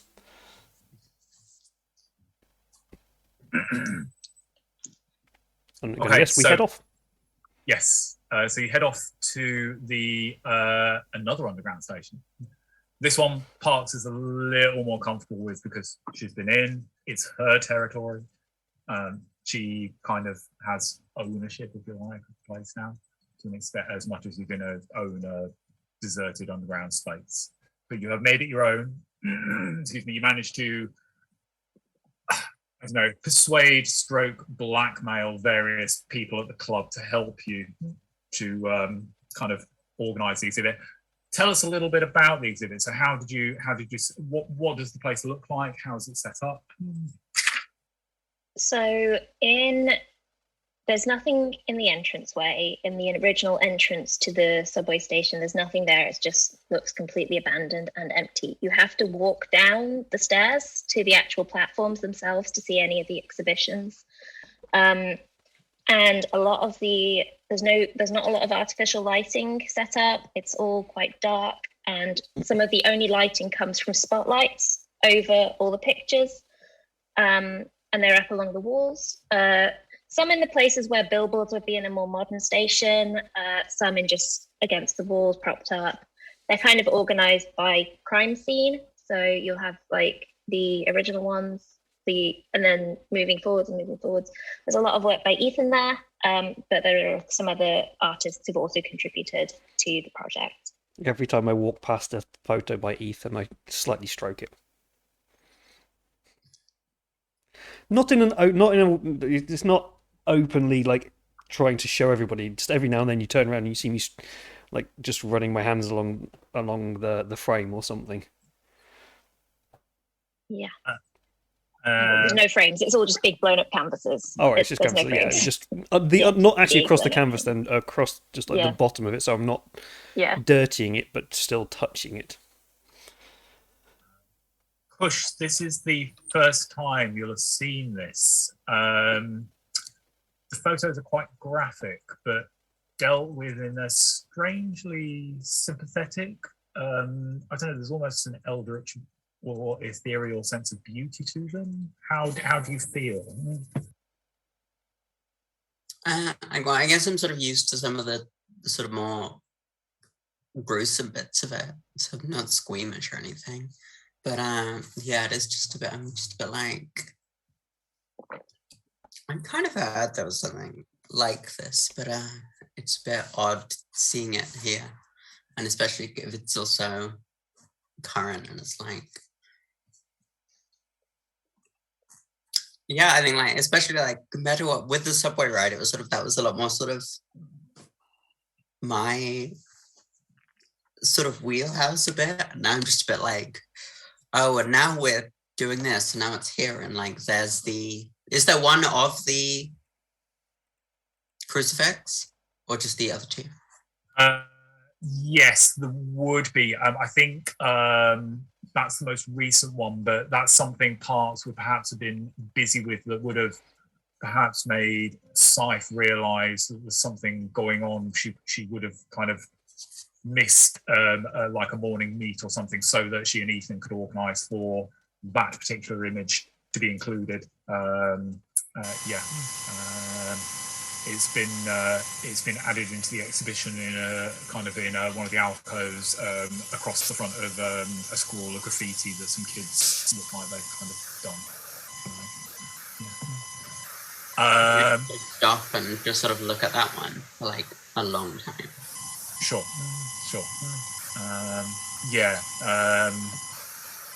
Strong feelings, very strange. Yeah, odd to see him like that. Definitely. Yeah, because I'd seen like in the hospital and then also as a ghost, but not at the actual like within the scene. I've forgotten about the ghosts. Yeah. Each of them, Kush would almost be struck, I feel, by the fact that each version of his name was Nikolai. He's Nikolai, depending. And you'd be struck that each Nikolai had a different, what's the word I'm looking for? A different quality. Nikolai, who died in your arms, is very different to the Nikolai depicted through Ethan's gaze. Is very different to the Nikolai who's been visiting you.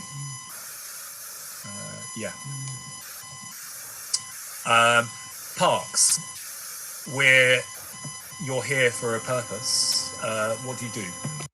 Yeah, so I would beeline straight to the Outcast photograph and just examine it as best as I could, like try and spot whatever it was that was bugging me, if it was a mask or anything else, just try and see what there is there. So do me an investigation roll.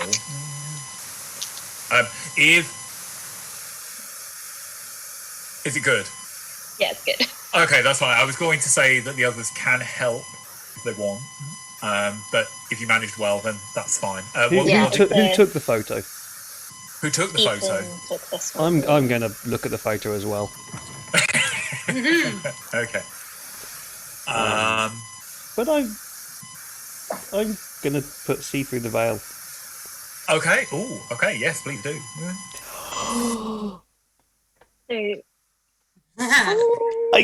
I'll tell you in a minute. Go ahead, Parks. Okay. All right. So I got a 19 to look what I'm looking for. Ah, fantastic. Okay. For that,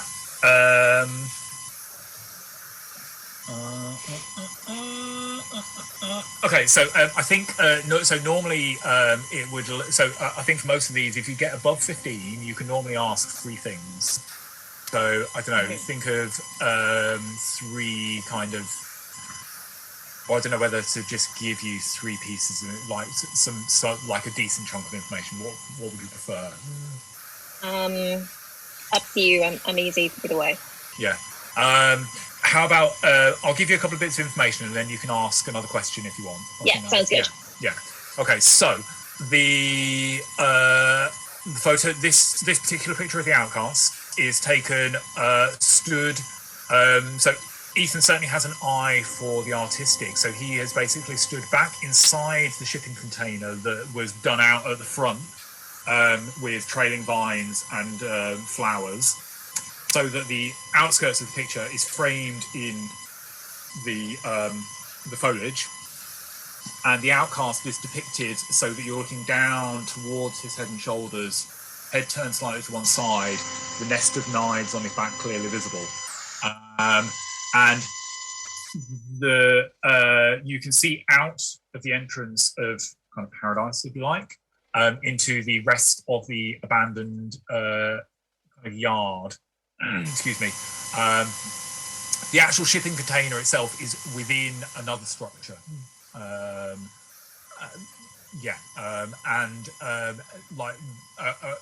There's various bits of kind of detritus, kind of old canisters, cans. There's bits of kind of leaf litter and such like. And buried underneath one of these, in the corner of the photo, you can see one of the masks from Mr. Benz. And it is indeed one of the devil masks.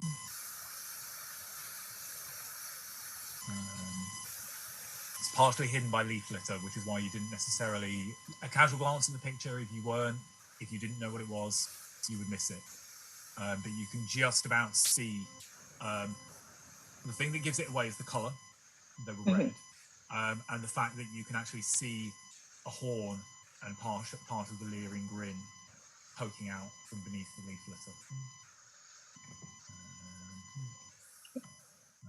Coincidence or not, the mask is has ended up beneath a bunch of litter that is kind of directly in line with the outcast's outstretched hand.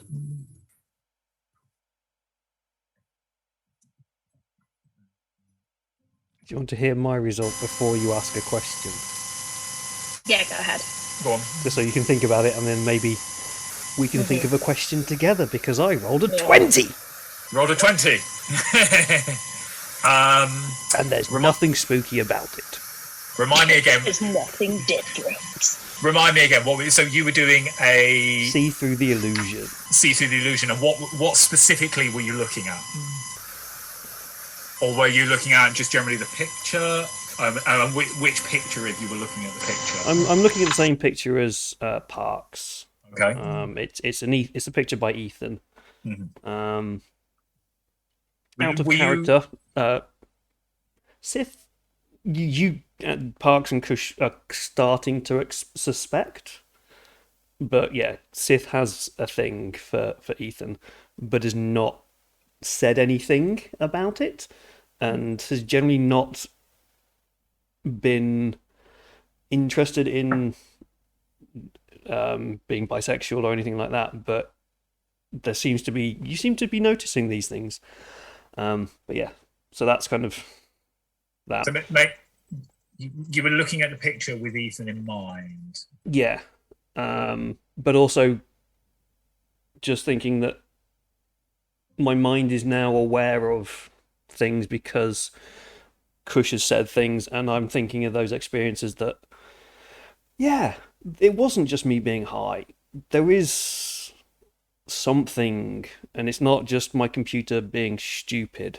The code does change within the computer. So has something changed within the photo? Is there something within the photo that is... So I'm not looking for something unnatural, but I'm looking for something in the way that the photo is kind of maybe structured. Kind of like thinking about the fact that my computer is being rewritten each time I try to do stuff with it. Yeah. Do I see something within the photo that maybe shows that the photo has been edited but then been changed or something?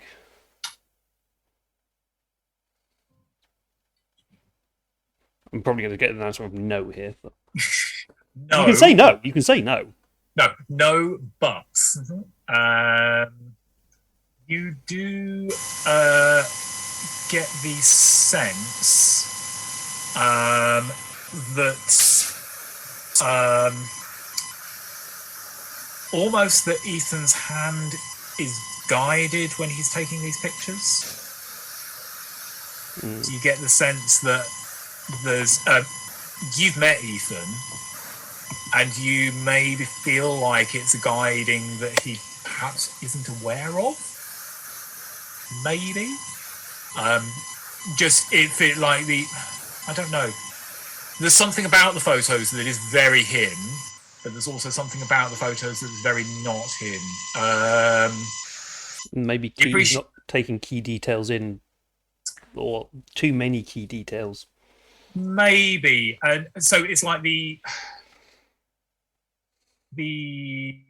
kind of the eye for beauty is very his, and that's perhaps what's drawing Scythe to him as a fellow artist. But there is something about the way the subject matter is being treated that Scythe feels is perhaps out of character. Okay. For the Ethan, you've not known Ethan that long, but for the little bit that you've known him, it feels a little bit off. Yeah. Cool. Wait, I'll turn to Parks in a minute. Parks. These are Ethan's. Yes. Mhm. Yeah, most of them. We've got a few others who've contributed, but a lot of it's his. How well do you know Ethan? I mean, pretty well. We worked a lot together, setting all this up. It is his. I can tell you it's his, but it's also not. Okay.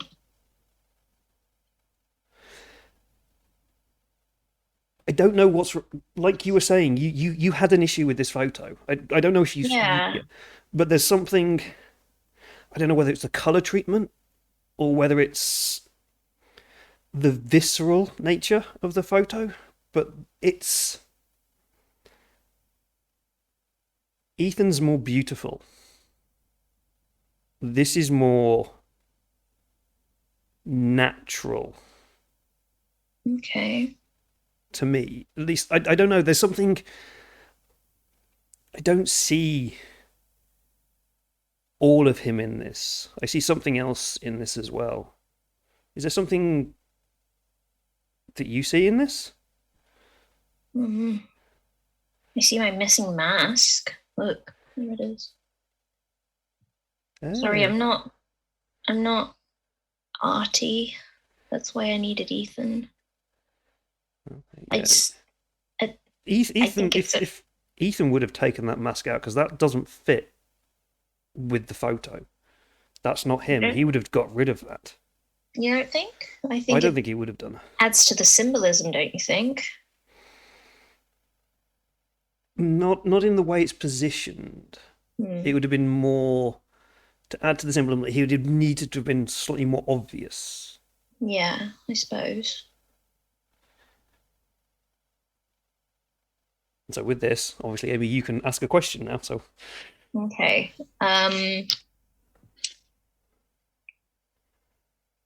Okay. To ask a question.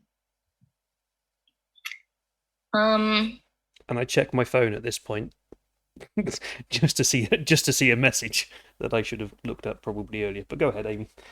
Is there anything else particularly strange about the picture in comparison to the others, of either of the same crime scene or just generally?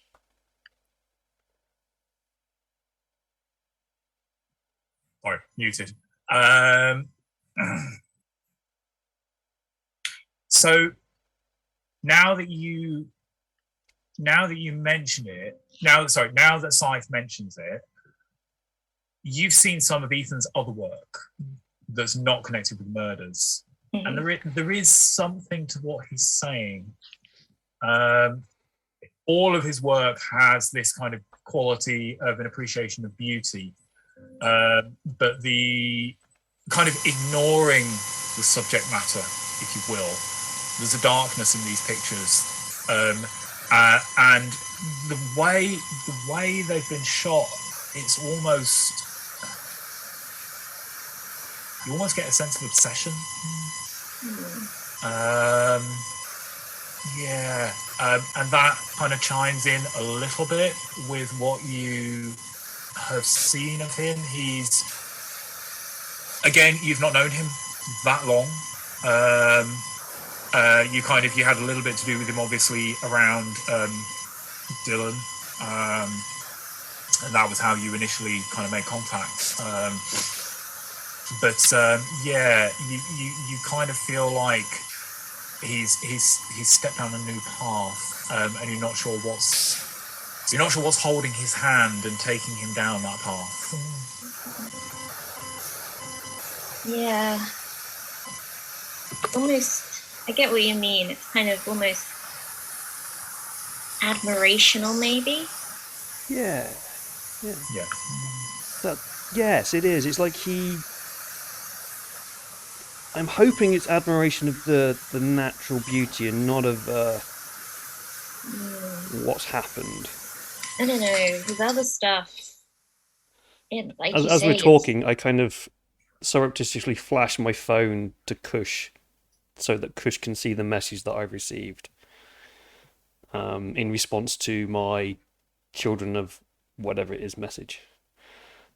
I'm not going to show Parks that message because I don't think Park needs a reminder, but Kush is like, definitely, you had your head screwed on more so you can see that message, but I'm distracting Parks from that. So shall we go see if the mask is still there? Yeah, just one sec. And she'd walk around the corner, and in like a little alcove of the subway station, there is essentially a shrine set up with pictures of the dead, and just lights a candle, and then okay. Yep. As you do that, I just like quickly go to Kush. Should we be worried? Why should we be careful? What the fuck are these things? Probably. They're not good. You said they shouldn't be up here, so why would, if we're going to the rail depot, that's the word, the rail depot, why should we be careful there? There's maybe some connection between this. There's a ritualisticness to a lot of these. So the fact that a child would be appearing would be, these have a sort of air of summoning. So there could be some connection there. Kush would also, you've got quite a good role, and I was just checking my information. Kush would also be aware that the children of the underworld are rumoured to have quite strong illusionary abilities. It's the field of magic that magic is what they're supposed to excel at. One of the things they're supposed to excel at. So just don't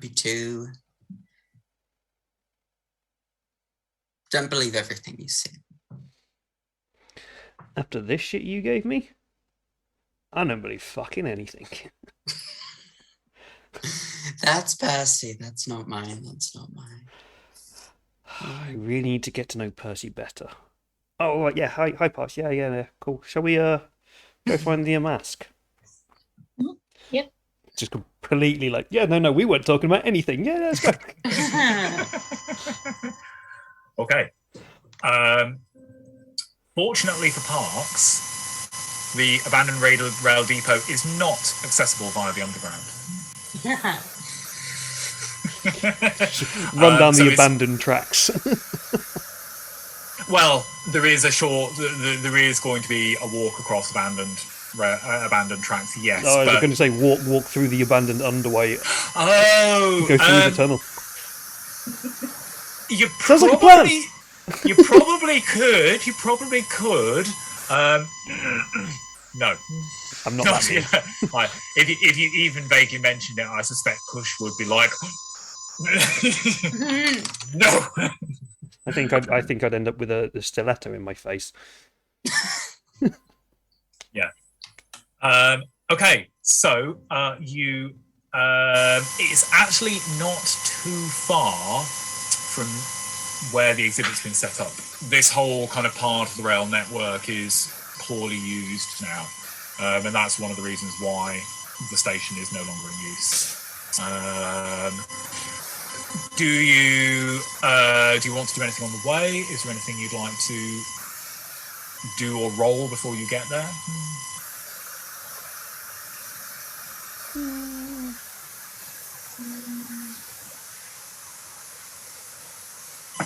Can I Go on. see if there's any Wi-Fi around, and if there's any, then I can then access any webcams or security cams that are watching. Okay. Yeah. Do a I've whatever got your hacker, which is listed as reason, yeah. So roll that. which is actually my best skill. So in theory, I should not fail this too badly. I say that, and I roll. Oh, hang on. Let me do some maths. 8, 9, 10, 11, 12, 13, 14. I get 14. Okay.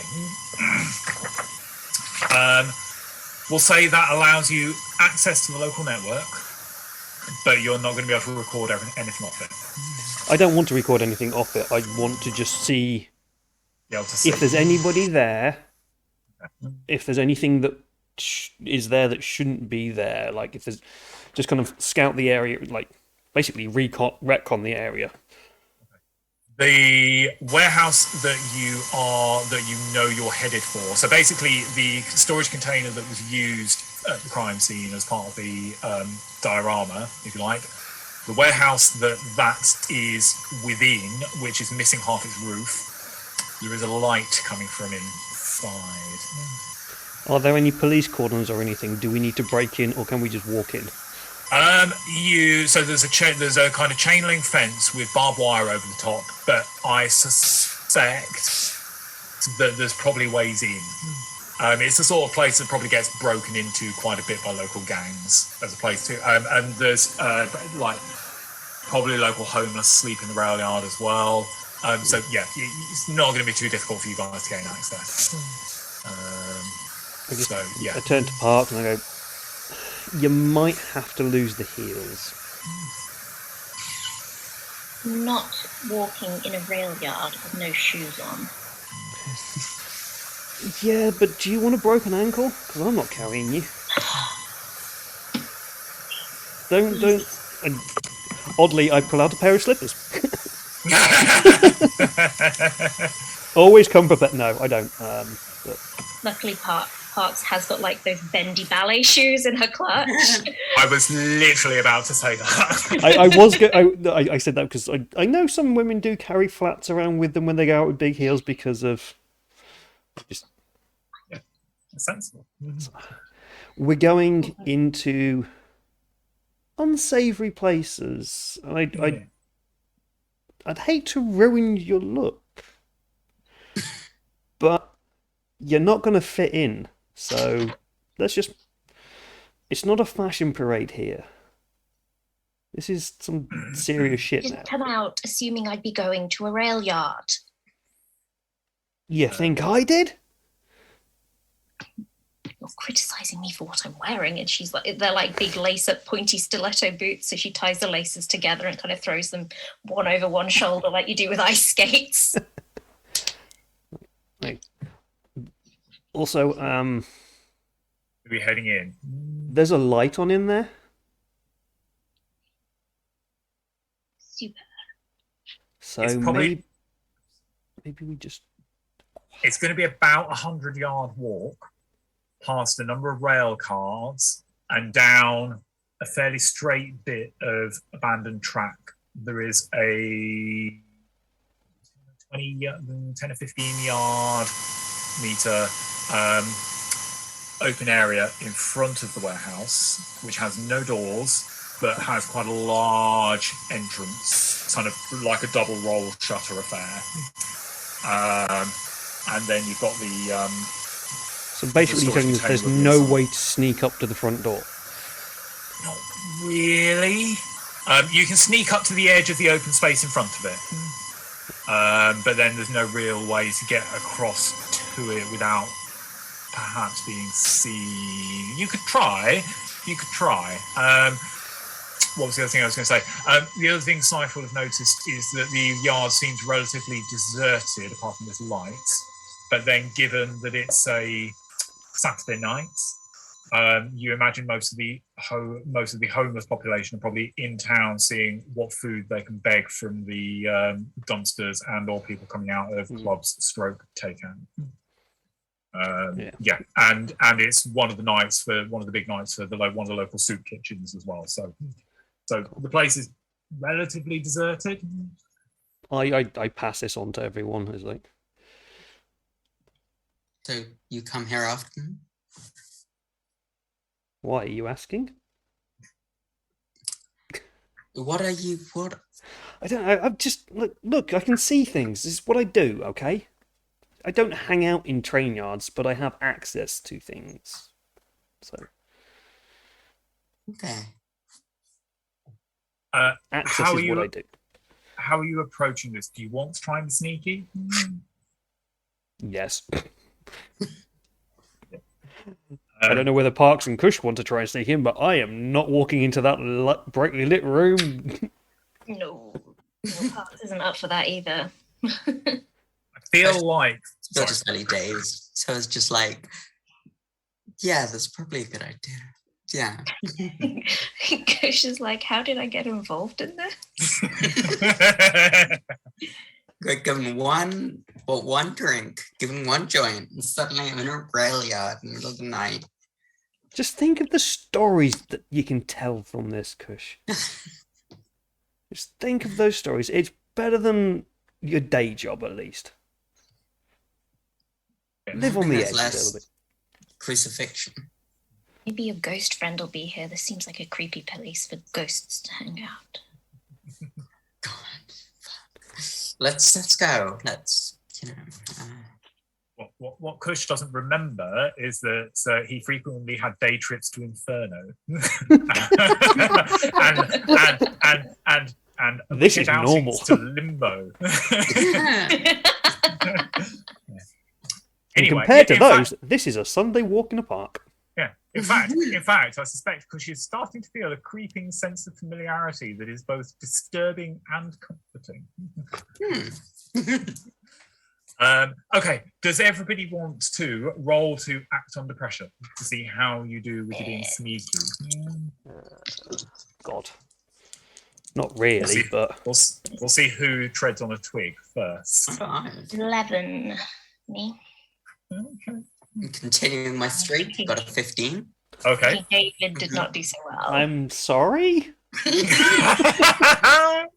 Oh dear. Snake Okay. eyes again. That would be a 5? Okay. All right. Under the. I just showed you the door. I didn't show you how to get into. No. Okay. Right. So. This is outdoors. This is not in front of a room and a computer. I don't do outdoors. For those people who are unfamiliar with Kult, if you score less than a 9 on your roll, traditionally something bad happens. There are a lot of roleplay systems that use this sort of thing. For Act Under Pressure, it says there are serious consequences. You make a mistake or are exposed to danger, and the GM makes a move. Okay, so to narrate, Kush sneaks through the chain link fence and stealthily disappears off across the yard. As an kind of snaking his way through the light mist that appears to be dusting the area.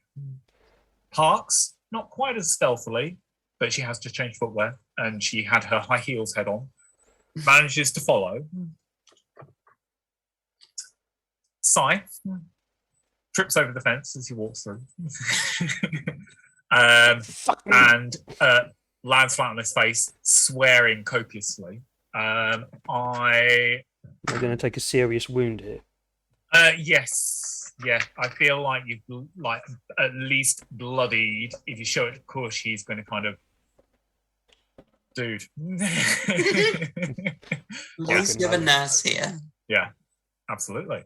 Yeah, you one of you, like at least one of your nostrils is streaming blood as you pick yourself back up off your feet and continue on into the mist, which as you cross the rail yard becomes steadily thicker. You round the corner to one of the storage containers and are confronted I don't know if any of you have ever startled wild animal. I recently had a but I recently almost cycled into a fox on my way home one night. And it's that kind of moment where you both come into eye contact with each other and your eyes just lock with each other. Not a fox in this case, it's a deer. But it's pure white, and it appears to glow strangely in the mist. And then it turns and cocks its head slightly. And I would like Parks to roll Keep It Together to see whether she screams or not as its eyes flash red. Okay.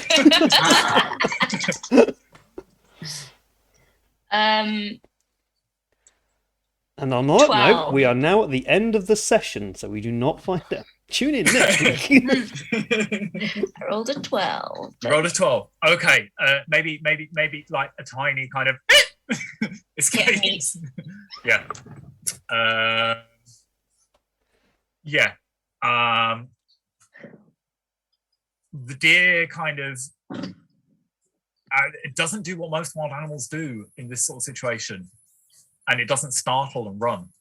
Instead, as you make a move towards it, because obviously it's in your way, it circles round away from you. Has anyone got a tissue?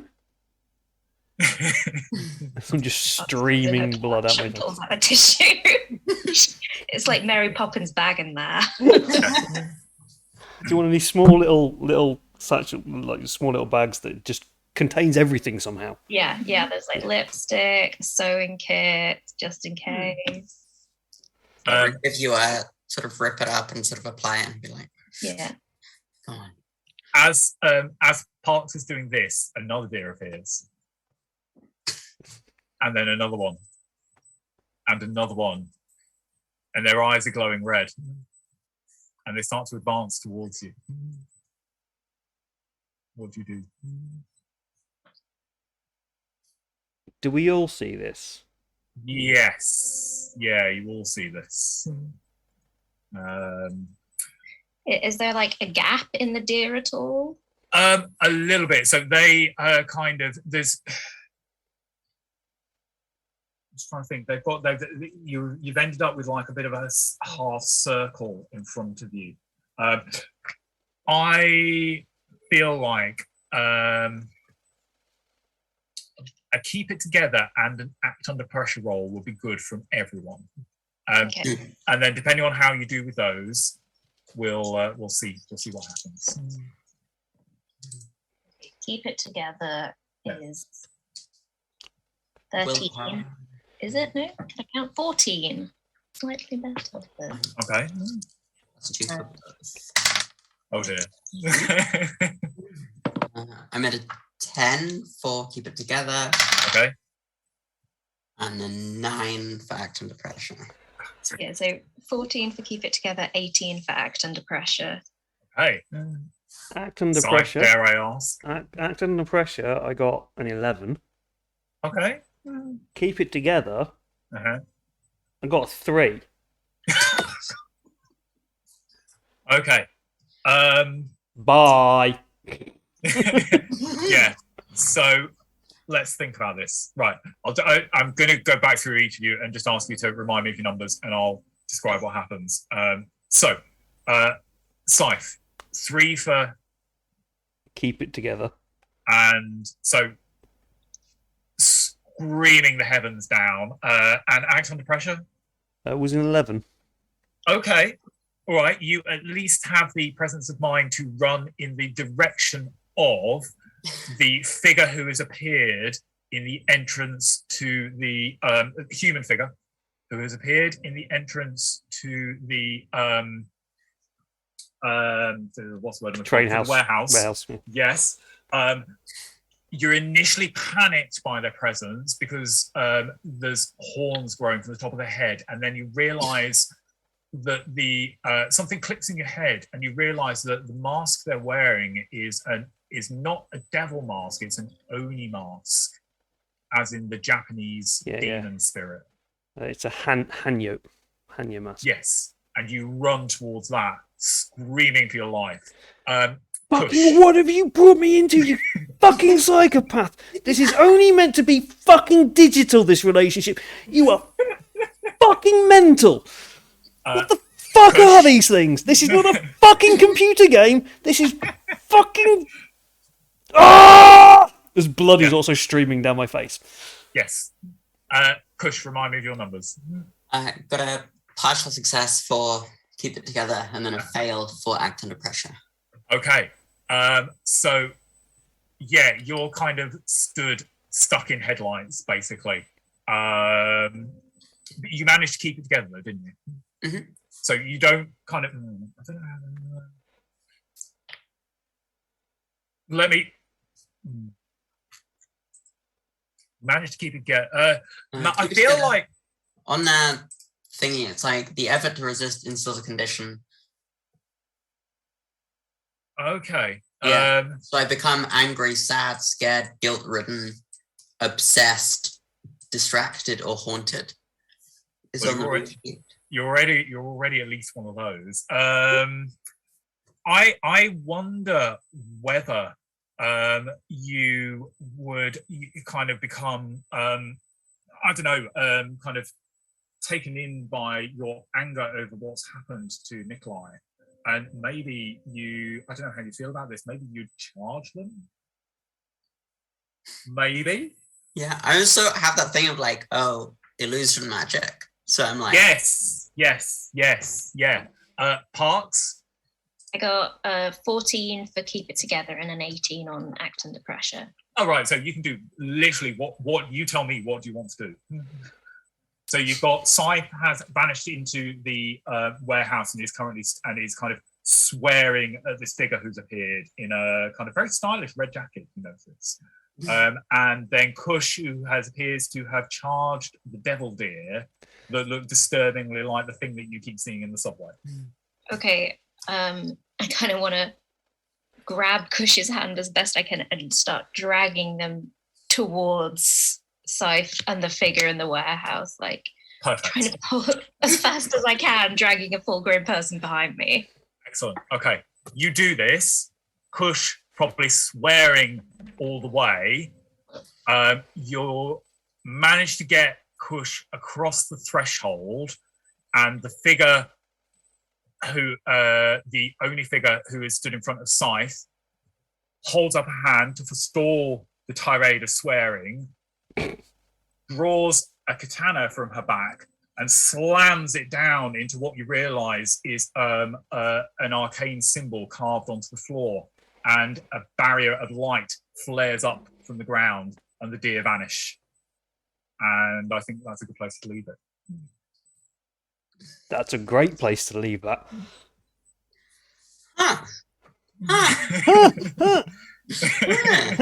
Talk about leaving things on a cliffhanger. Excellent. Cool. Excellent. Thank you, everyone. That was really good. Thank you very much, Paul, for running that. So, yeah, that was Kult Divinity Lost, the first session of Dead Boys. The theory is we have another group who will be playing this, who will be taking on some of the characters that we have met in this episode, and then they'll hopefully, if we can organise it. I know people's schedules and everything are just like my version of dancing, rave dancing. That's what our schedules are like. Hopefully we can find out what the fuck just happened. So we shall see.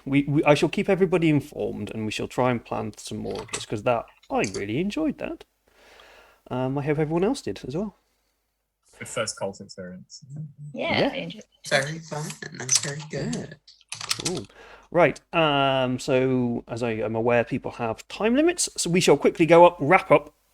Everyone say who you are, where can people find you, what have you done, and all that kind of usual shenanigans, and then we shall end the stream. So we'll go the opposite way around this time. We'll start with Amy, who's on my screen below me.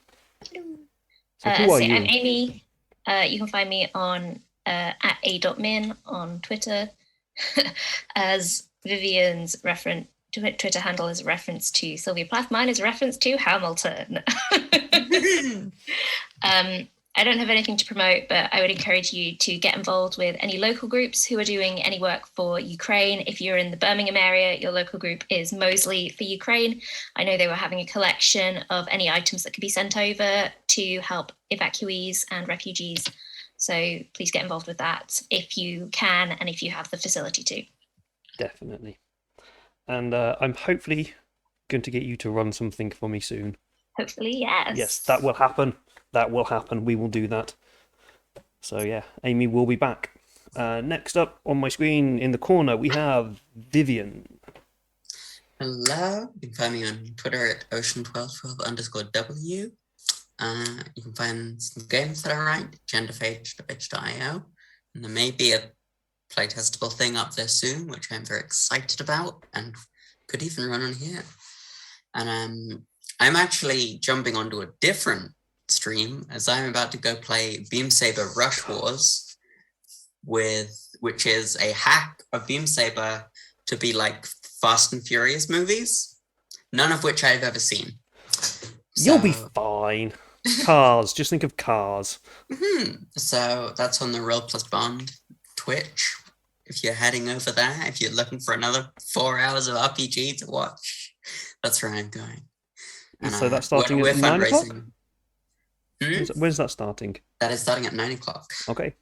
And that is raising a charity fundraiser for Black and Pink, which is a prison abolitionist organization in the States, focusing around queer activism and those affected with HIV. And we did 72 hours of games, and I think we're at about the halfway point. Wow. And it's very exciting. And I had a lot of fun today. This was really good. Cool. Thank you, Viv. And our GM, Paul. Hi, so my name's Paul. You can find me at Tattoo Loverboy on Twitter. There's links on there to my Instagram, which is mainly Warhammer. So if you don't know Warhammer, don't go there.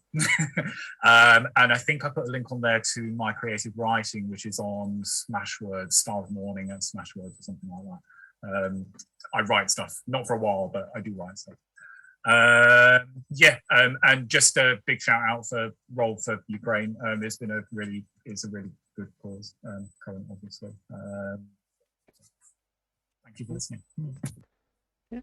And you all know who I am. I'm David, the Drunken Storyteller. I've not told a story on here for quite some time now.